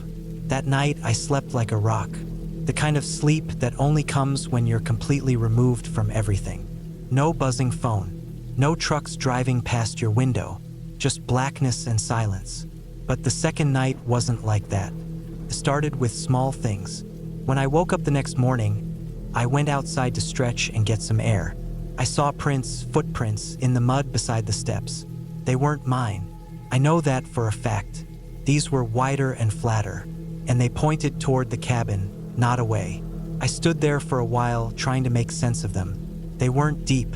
Maybe someone had come by during the night, passed through the area? But why would anyone be out here? There were no other cabins nearby. Not within walking distance. Not even close. I told myself it was nothing. Maybe a hunter. Maybe someone hiking through. I shook it off. But that night, just as I was getting ready to turn in, I heard something outside. A crunch. Just once. Like a boot on dry leaves. Came from the side of the cabin, maybe 10 feet from the window. I sat still, holding my breath, waiting for it again. But it didn't come. I turned off the solar light and let the cabin go dark. My eyes slowly adjusted, and I just sat there in the shadows, listening. Nothing. After a while, I convinced myself it was probably an animal. Maybe a deer. I got into the sleeping bag and forced myself to sleep. The third day, I didn't see the prints again, but I felt off the entire time. I stayed close to the cabin, chopped a few branches, cleaned out the stove, reorganized my gear just to keep my hands busy. Every once in a while, I thought I heard something far off in the trees, branches snapping, maybe even faint movement, but it always stopped when I tried to listen closely. That night, I didn't sleep much. I kept the knife next to me on the cot. I wasn't afraid of anything specific, just uneasy. I kept thinking about how far I was from anyone. If I needed help, there'd be no way to get it in time. Then the fourth night came, started around midnight. I was half asleep when I heard the first sound, 3 knocks. Not hard, just sharp and spaced out. They came from the back wall of the cabin. My eyes flew open. I didn't move. I just lay there listening. Then it happened again. 3 knocks. I sat up and reached for the knife. My heart was pounding so hard I could hear it in my ears. I waited, holding the blade tight, trying not to make a sound. Nothing happened for maybe 5 minutes. Then I heard it again. This time, it was a soft sound, like someone brushing their hand along the side of the wall outside. Just a gentle drag, like fingers on wood. I stood up slowly and crept to the window. I didn't pull back the curtain. I didn't want to. I couldn't see out anyway. The glass was fogged, and the moonlight was too faint. Instead, I pressed my back to the wall and listened. It moved around the cabin, whatever it was. Slow steps, leaves crunching, a shuffle, then silence. At some point, it must have walked away. I didn't hear it leave, but the air felt lighter again. I sat on the cot until the sun came up, knife still in hand. The next morning, I found new footprints. These were clearer than the ones from before. Same size, same shape. They came from the woods and circled the cabin twice. Then they vanished into the trees. I packed my stuff right after that. I didn't care about the rest of the week. I wasn't staying another night. But when I hiked back to where I'd parked the car, something was wrong. There were scratches, deep ones, on the side panels. Long, thin gouges that hadn't been there before. And the passenger door was slightly open. I checked inside. Nothing was taken. Nothing seemed broken. But the glove box was open, and my registration papers had been pulled out and tossed onto the passenger seat. Like someone had gone through them. I drove out of there fast. Didn't stop for anything. I made it to Kalispell by early afternoon and found a small hotel to crash in for the night. I never reported anything. I didn't have any proof. I didn't know who to tell. I just wanted to forget it. A few weeks later, out of curiosity, I tried to find that listing again. The cabin's rental page. But it was gone. The whole website had disappeared. The domain was inactive. I tried searching the address I'd written down, but nothing came up. It was like it had never existed. I don't know who was out there with me in those woods. I don't know what they wanted, but someone had been there, watching me, walking around my cabin at night, going through my things. And the worst part is, I still don't know if they ever really left. Even now, sometimes at night, I'll wake up thinking I hear those 3 slow knocks on the wall, and I'll just lie there in the dark, holding my breath, waiting for the sound to stop.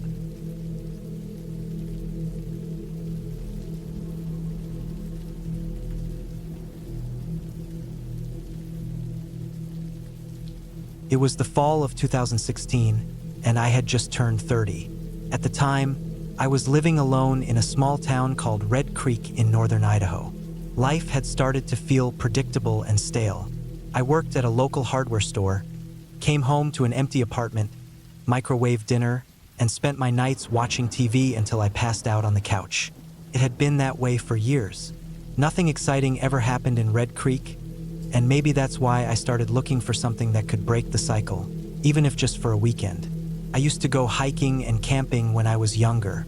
My dad taught me how to use a compass, pitch a tent, and cook over a fire before I was 10. I hadn't done it in a long time, but that part of me never completely faded. One day, while restocking shelves at work, I overheard 2 old guys talking about an old abandoned hunting cabin deep in the sawtooth backcountry. They said it was way off the trails, past some unnamed ridges where the woods get thick and quiet. One of them mentioned it hadn't been used in decades, and most locals didn't even know it was there anymore. I don't know why that stuck with me, but that night I went home and started looking at maps. I pulled out a worn topographic atlas I kept from my teenage years and spent hours tracing contour lines and logging roads. I marked out a general area where I thought the cabin might be, based on what I overheard. There weren't any trails leading to it, but I figured with some gear, a compass, and a couple of good days of hiking, I could find it. The idea turned into an obsession. I started buying new boots, restocking my old gear, testing out my stove and water filter. A week later, I told my boss I needed 4 days off. He didn't even ask why. I packed up everything I thought I'd need: tent, food for 4 days, sleeping bag, emergency radio, bear spray, my dad's old revolver, and drove out as far into the mountains as my truck could take me. I parked off an old logging road that had clearly not been used in years. It was overgrown and rutted, and trees hung low over the path. From there, I hiked in about 6 miles the first day, set up camp near a creek, and slept light. The woods were beautiful, quiet, and still warm enough during the day to travel without freezing at night. The second day, I hiked another 5 miles, climbing over some steep ridges and bushwhacking through heavy brush. It was slow going. My arms were scratched and my legs were tired, but around late afternoon, I came over a hill and saw something that didn't belong. An unnatural straight line among the trees. It was the cabin. It sat in a small clearing surrounded by pines, its roof sagging in the middle and patches of moss growing on the shingles. The wood siding was gray and rotted in places. One window was completely gone, and the other was covered with warped plywood. The door hung slightly crooked, held in place by rusted hinges. It looked like no one had touched it in at least 30 or 40 years. Even though I brought a tent, I felt drawn to it. It was part curiosity, part practicality. Why sleep in a tent when there was a real structure here?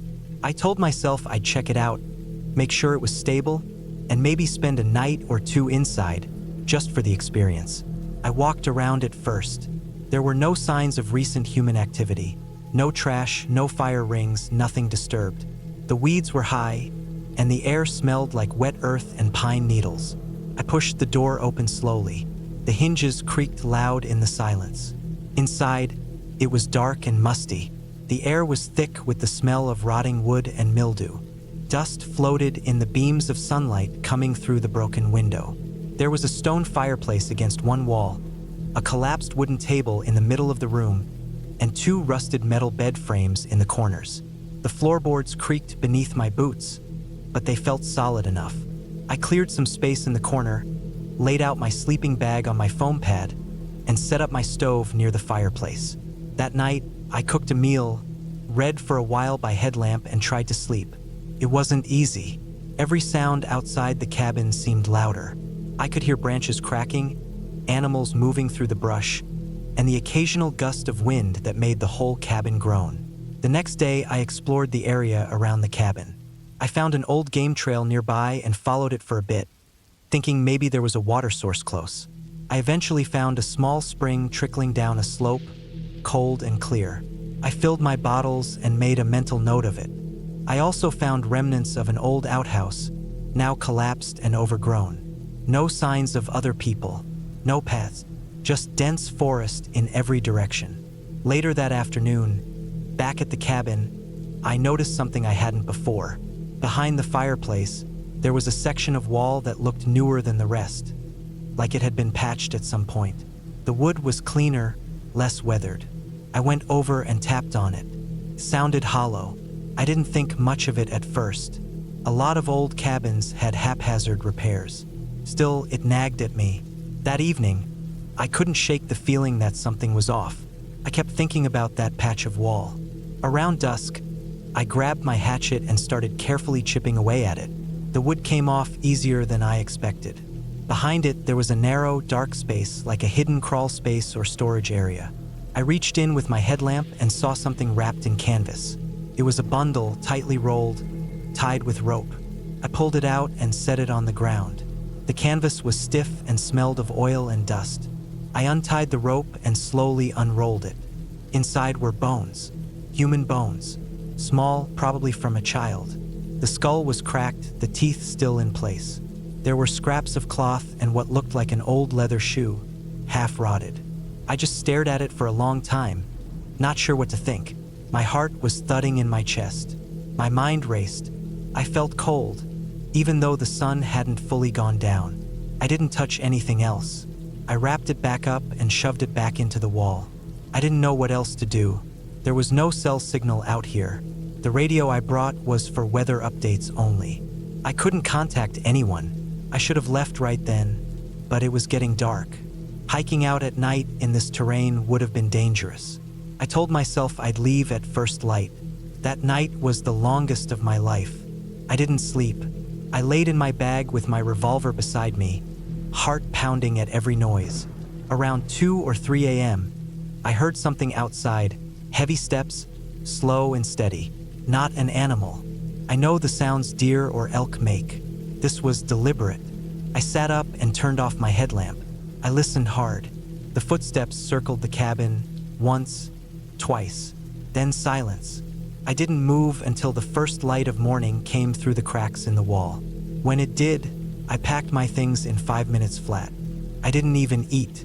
I just stuffed everything in my pack, slung it on my back, and got out of there. The hike back took 2 days. I barely stopped. I camped one more night but didn't sleep. Every sound in the woods made my skin crawl. I felt watched the whole time. When I finally made it back to my truck, I drove straight into town and went to the sheriff's office. I told them everything. They looked at me like I was making it up, but I gave them the coordinates. A couple of days later, they went out there with a search team. They confirmed it. Human remains, possibly dating back to the 1970s. No ID, no missing persons case in the area that matched. They never figured out who it was or how they ended up sealed in that wall.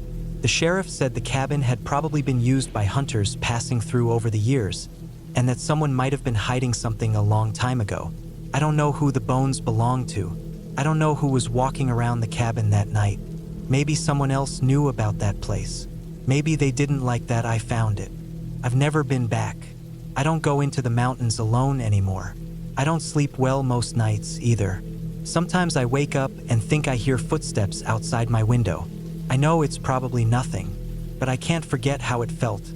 Being alone in those woods inside that cabin with something buried behind the wall.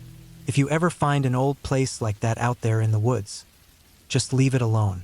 Some things are meant to stay hidden, and once you uncover them, you can't ever put them back.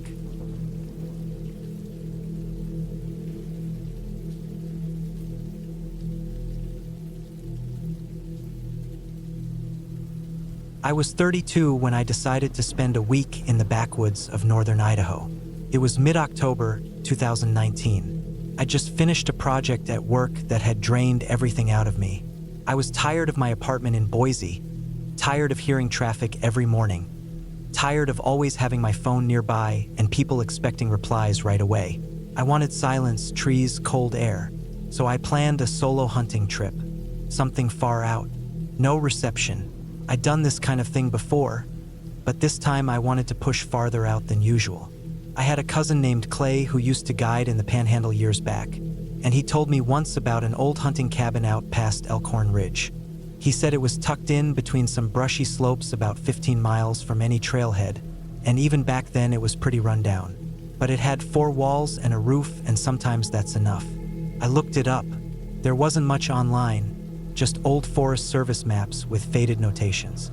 I packed my gear, filled the truck with gas, and set off early on a Friday morning. It was about a 6-hour drive from Boise to the closest trail access. Then I parked in a gravel turnout next to a faded wooden sign that said, Ridge Creek Access, and nothing else. I hoisted my pack, about 45 pounds, counting the food and small propane heater, and started the hike up. The first 6 miles were on a barely visible path, mostly uphill, quiet, cold. I saw 3 deer and a black bear off in the distance, just lumbering along a draw on the other side of a ridge. There were patches of snow on the northern slopes, just enough to crunch under boots. The air smelled like pine needles and frozen dirt. I had a small GPS unit clipped to my belt, just in case, and I followed Clay's directions closely. After 9 miles, I reached a narrow saddle where the trail ended.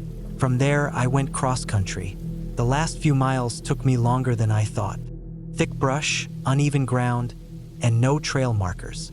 It was late afternoon when I finally saw the edge of a wooden roofline through some trees. I remember thinking the cabin looked smaller than I pictured. Weathered and gray, no paint, half buried in dry leaves and snow crust. There was a narrow porch that tilted to one side, and the front door looked like it had swollen shut at some point and been forced open again. One of the windows was missing glass, but someone had patched it with plywood. I walked around the place. No tracks in the snow. No sign of recent use. The chimney was cracked but standing. I pulled the door open. It groaned, and a musty, sharp smell came out. Old wood, mildew, and something else underneath. Maybe mice. The inside was just one room with a bunk, a stove, a table, and a pile of firewood in the corner. Dust was thick on everything. I took off my gloves and wiped the table with a sleeve. Black smudges came off. I set up camp inside, unrolled my sleeping bag on the top bunk, checked the propane heater and small cook stove, set up a line to dry gear. That night, I ate beef stew out of a can and listened to the wind push through the trees outside. It was the first real silence I'd felt in a long time. Nothing but the occasional creak of the cabin and the sound of snow melting and dripping off the roof. The first day of hunting went slow. I saw tracks, elk and some older bear, but nothing fresh enough to follow. I covered about 5 miles through some draws and up onto the slope above the cabin, where the view opened up to a wide valley. I sat up there for a while, glassing the trees and listening. Wind tugged at my hood, and clouds moved fast across the sky. I didn't see anything. No movement, no sound but wind. By late afternoon, I headed back to the cabin. That night, something felt different. I'd left my rifle near the door, leaning against a crate. My boots were drying by the stove. I sat on the bunk, looking through my notes and maps by lantern light. Then I noticed something odd. My gear didn't look how I left it. My gloves were moved slightly. My pack wasn't zipped all the way. At first, I thought maybe I just forgot. I've been tired, but I'm careful about gear. I always close everything. I checked my food. Nothing missing. No sign of rodents or anything torn open. The door had been shut. I didn't hear anything while I was gone. I told myself maybe I bumped the pack and didn't notice. Maybe I left it like that. It happens. Still, that night I locked the door from the inside. It was just a sliding bolt, but it held firm. The next morning, it snowed. Not heavy, but enough to cover the ground in a fresh layer. I hiked out along a different path, down into the lower ravine to try my luck. About 2 miles out, I saw something that stopped me. Boot prints. Fresh. Not mine. They were coming down the slope from the north. Deep, clear tread marks. A single pair. Too big for me, maybe size 12 or 13. The prints weren't that old. Probably from early morning or late the night before. They weren't heading to the cabin. They were moving sideways, toward a small cluster of rocks on the far side of the ridge. I crouched down, looked around. The trees were quiet. My breath came out in little clouds. I followed the prints a bit farther, maybe 100 yards, but then they just stopped. The snow was untouched beyond that. No sign of retreat, no broken brush. It didn't make sense. I turned back. That afternoon, I double-checked the perimeter around the cabin. Nothing obvious. No other tracks.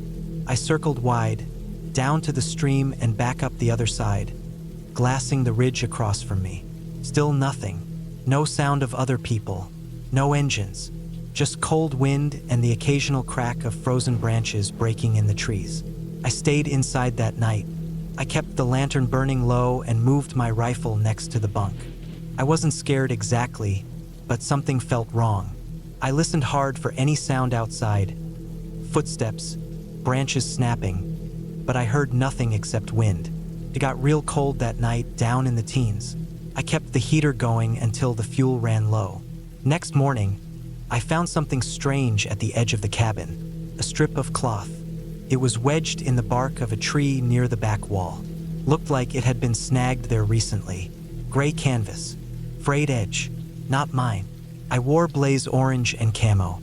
This looked like a jacket or pack that had torn. I looked around again, still no tracks in the snow, but someone had been close to the cabin, probably the night before.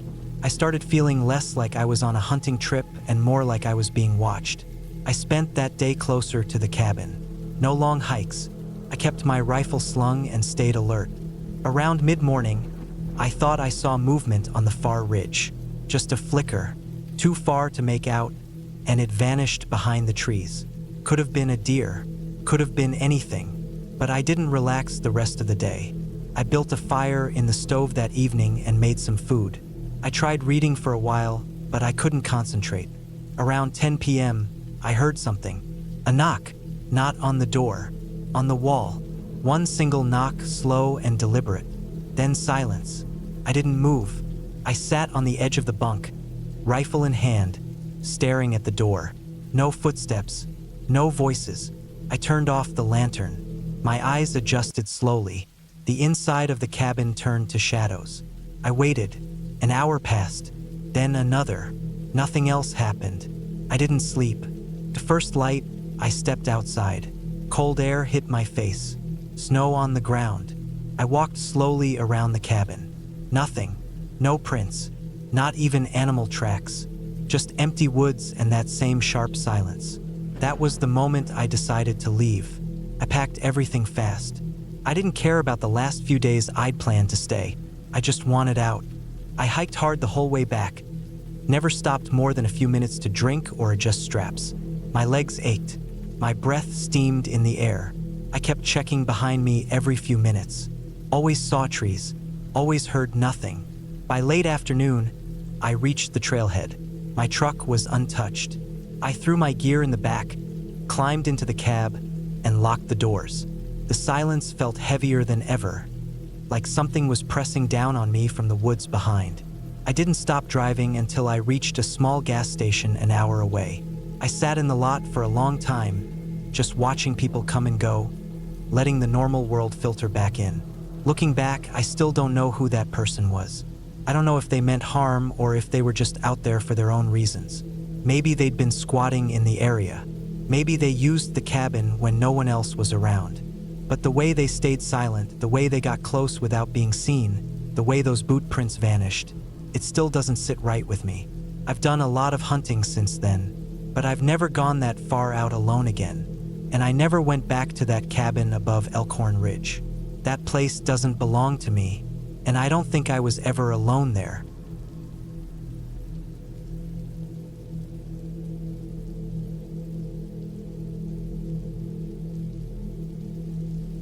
It was the fall of 2019 when I decided to take some time off and clear my head. I was 33 years old, working construction jobs in Manchester, and life was getting heavier by the month.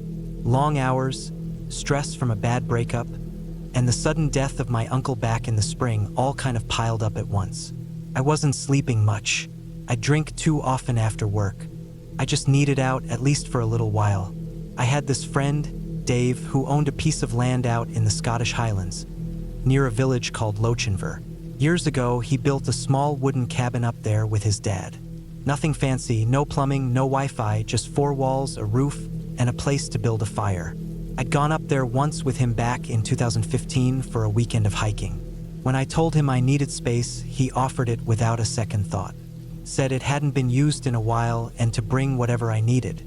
So in early October, I packed up my van with a cooler of food, a few gallons of water, a portable solar panel for my phone, a sleeping bag, and some old tools just in case something needed fixing up there. I brought a hunting knife too, and an old .22 rifle my dad left me. Not that I was planning to hunt anything, but with all the stories of wildcats and dogs in the Highlands, I figured it couldn't hurt. The drive took almost 12 hours with stops. The last part of the road was just a narrow dirt trail through trees that seemed to go on forever. The deeper I got, the worse the signal on my phone became until I had nothing at all. That's when I knew I was really out there. The cabin sat at the edge of a small clearing, maybe 100 meters from a steep ridge that dropped down into a wide stretch of woods. The place was smaller than I remembered, just a single room with a tiny loft above for sleeping. A narrow chimney stuck out of the roof, and a pile of firewood sat half-rotted beside the back wall. There was a rusted old oil lantern hanging by the door. Most of the windows were covered in old curtains, and the place smelled like dry moss and sawdust when I stepped inside. It was quiet. The kind of quiet that feels thick in your ears. No cars, no buzzing streetlights, just trees swaying in the wind and the occasional caw of a crow. That first evening, I chopped some fresh firewood and got the fireplace going, then ate some canned stew and bread, and went to bed as soon as the sky went dark. I slept better than I had in weeks. The next day, I hiked a bit along the ridge just to get my bearings. The forest stretched out endlessly to the south, thick and dense with pines. I saw deer prints and a few rabbit holes, but no real signs of anything big. I spent the afternoon clearing out the path behind the cabin and fixing up one of the window shutters that had half rotted off its hinges. It felt good to work with my hands again. On the third night, I was standing outside just after sundown, having a cigarette, when I heard a strange sound coming from the woods. Not close, but not too far either. It sounded like coughing. At first, I thought it might have been an animal choking or maybe even another person. But who the hell would be out here? I waited a while, listening. It happened again.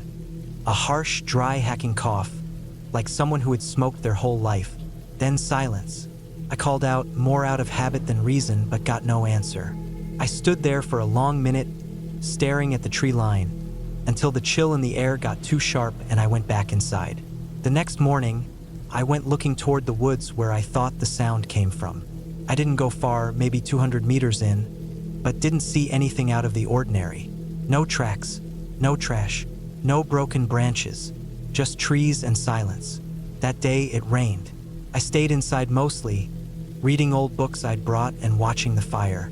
By the time it got dark again, I was restless. I stepped out for some air after eating and noticed that a rabbit had been torn apart right near the firewood pile. Blood was still wet, I hadn't seen or heard anything kill it. Its head was missing. I stood there a long while trying to make sense of it. Maybe a fox? Maybe even a hawk dropped it? But there was no sign of a struggle, no feathers, no drag marks, nothing.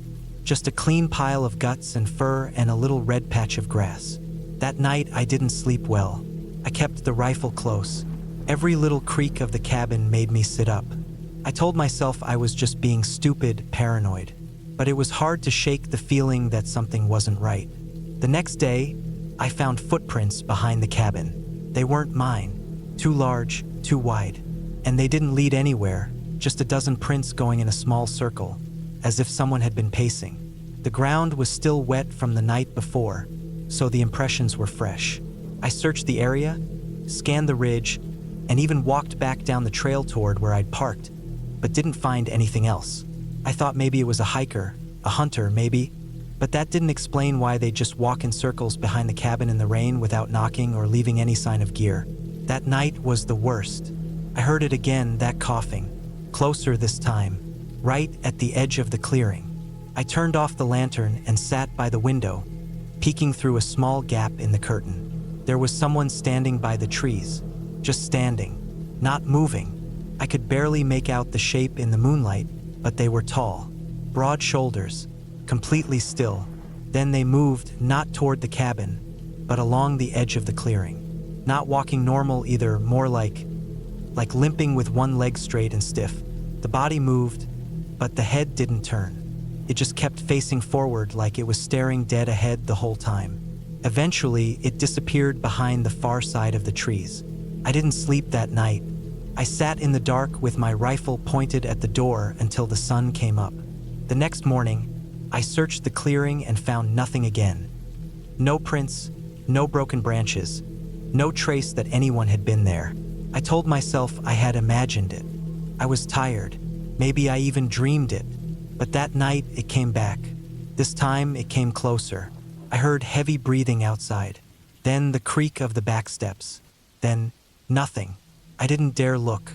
I just sat in the loft with the rifle, the safety off, every muscle in my body frozen. At some point during the night, I heard the coughing again, right outside the wall, like someone leaning against it. But I didn't look. Couldn't.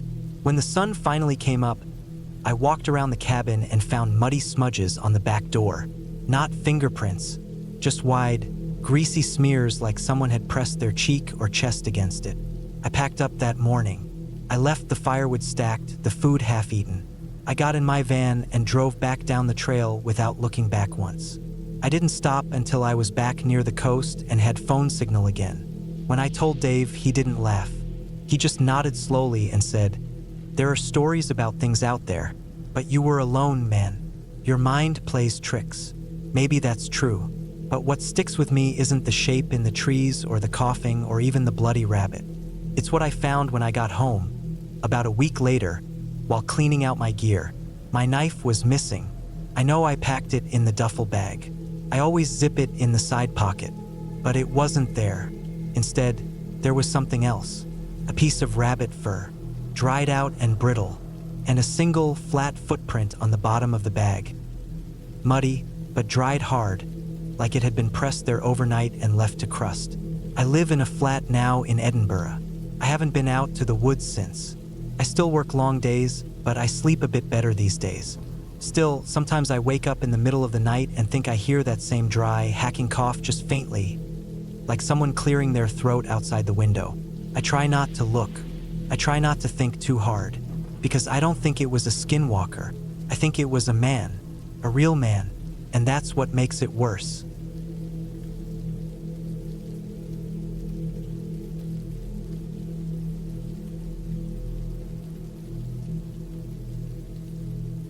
It was late August of 2012 when I took time off work and drove up to a remote area in northern Idaho. I just turned 38, divorced for about a year and a half, and my job at the concrete yard had been grinding me down. I needed a break, not some luxury getaway, just space. So I booked a week at an old hunting cabin that used to belong to my father's friend, now owned by his son. It was isolated, no phone signal, no running water, and no neighbors for miles. Just thick woods, a rutted gravel road, and that one shack up on the ridge by Clearwater Creek. The cabin sat about 20 miles from the nearest real town, which was a place called Pierce. I packed enough dry food, bottled water, a couple hunting knives, a first aid kit, and a bolt-action rifle I hadn't used in a long while. It wasn't a vacation, really. It was more like I wanted to disappear for a bit. I guess part of me thought sitting in silence with trees and wind might help me feel more human again. Took most of the day to get there. The last few miles were rough, dirt paths that hadn't seen traffic in months. The driveway itself was basically just 2 tracks through brush. I stopped the truck under a cluster of tall lodgepole pines and got out. First thing I noticed was how quiet it was. No birds, no insects, nothing moving. Just that stale end-of-summer air and the sound of cooling engine metal. The cabin was small, 1 room and a separate outhouse. Logs chinked with old mortar, a tin roof patched with dull silver tape. The front porch had half-rotten planks and a broken chair left to one side. I got the place open, threw my gear inside, and gave it a once-over. Still smelled like old firewood and mouse droppings. A few cobwebs hung from the ceiling beams. It felt untouched. I unloaded the cooler and stacked water bottles against the inside wall. There was a hand-cranked radio, though the batteries were long dead. My plan was simple. Stay put, rest, hike a little, maybe hunt rabbit or squirrel if I felt like it. No plans beyond that. That first night I slept light. No fan noise, no city rumble. Just creaking wood and dry wind. At some point I heard something outside. Not big. Maybe a raccoon or a possum shuffling near the steps. I didn't bother to check. I was tired enough to ignore it and drift back off. The next morning I woke up early. The sun came through the grimy window and lit the dust floating in the cabin. I sat on the edge of the cot for a while, listening. It was quiet again. No birds, no rustle of leaves. I stepped outside with a tin mug of instant coffee and stood by the steps. I scanned the tree line. Everything looked still. I decided to hike down to Clearwater Creek. It was about half a mile from the cabin, down a narrow trail thick with brush. I brought the rifle just to be safe. Halfway there, I noticed something that felt off. Along the trail were boot prints. Not mine, not recent, maybe a day old, but still deep in the dirt. Someone had walked that trail before I arrived. I stopped and crouched beside one of the prints. The tread wasn't anything unusual, but it was fresh enough that the edges hadn't worn or collapsed from rain. That stuck with me. Whoever left them hadn't been gone long. And it didn't make sense. Nobody should have been out here unless they had a reason, and I'd been told the place hadn't been used since the year before. Still, I kept moving, got down to the creek, filled a jug with water I'd later boil, and watched a single hawk circle above the trees. When I got back to the cabin, I circled around before going inside. I wanted to see if I'd missed anything. Sure enough, behind the cabin near the tree lean, I found the remains of a small campfire. Old embers, a few burned sticks, and half a tin can buried in ash. Someone had camped nearby. I didn't feel threatened, just unsettled. I figured maybe someone else used the woods from time to time and didn't clean up after themselves. But that print on the trail still bothered me. It wasn't old enough to be from last year. That night I slept worse. I kept waking up. The floor creaked more than usual. At one point I heard a knock, 3 soft thumps, like something tapping the outer wall. I sat up in the dark and stared at the door for a while. The moonlight through the window didn't help much. I didn't go outside. I just sat still, rifle across my lap, until the sun came up. The next day, I walked the perimeter again. Found nothing new. No trash, no signs of animals, no more prints. I stayed close to the cabin most of that day. Cooked some beans on the camp stove, sat on the porch with my feet up, and tried to relax. But something about the air felt different, heavier, like the woods were holding their breath. That evening, around 5 o'clock, I went to split some firewood out back. The old stump was there, axe stuck in it, woodpile nearby. As I was working, I noticed something up in the trees. A glint, a little flicker of light, like glass. I stared for a long time but couldn't see anything clearly. Just something reflective, maybe 40 yards out. I stopped chopping, wiped my face, and walked toward the tree lean. The brush was thick, so I had to duck branches and push through low growth. About 20 feet in, I saw it. A soda can hanging from a branch by a bit of string. Empty. Shot clean through with a .22 round. It spun gently in the breeze. Target practice. Someone had been there shooting cans. Probably recently. I turned back and felt a weird chill crawl up my spine, like something was watching me. That was the first time I really felt it. Not just unsettled, but watched. I walked back fast, scanned the tree line one more time, then pulled the axe from the stump and took it inside. That night, I locked the cabin door from the inside. It was just an old slide bolt, but it made me feel better. I laid the rifle across my lap again and stayed up until past 2 a.m., just listening. There were footsteps outside. Slow, uneven, like someone walking in heavy boots through dried grass and pine needles. They moved around the cabin once, then stopped near the back wall. I sat there frozen, ears straining. Then nothing. No more footsteps. No knock this time. Just silence. In the morning, I walked the full perimeter again. I found more prints behind the cabin. Same tread as before. I followed them for a bit. They led off into the trees down toward the creek, then looped back uphill behind the ridge. The trail was faint but clear. I followed it further than I wanted, probably half a mile. Eventually, I came to another small clearing. There was a tarp slung between two trees, like a makeshift shelter. Beneath it, a rolled sleeping bag, a few beer cans, and a small camp stove. Somebody had been living out there. I backed away and went straight back to the cabin. That afternoon, I packed my things. I wasn't panicking, but something was wrong out there. I figured if someone was living that close, they probably knew I was at the cabin. And they'd been walking around at night, watching, maybe testing how close they could get. But when I went to start the truck, I saw it right away. My rear tire was flat. Not a puncture either, sliced. Clean, like with a knife. I checked the others. One more was low. Not flat, but leaking. I looked around the clearing, scanned the tree line, but there was nobody in sight. No movement, no sound.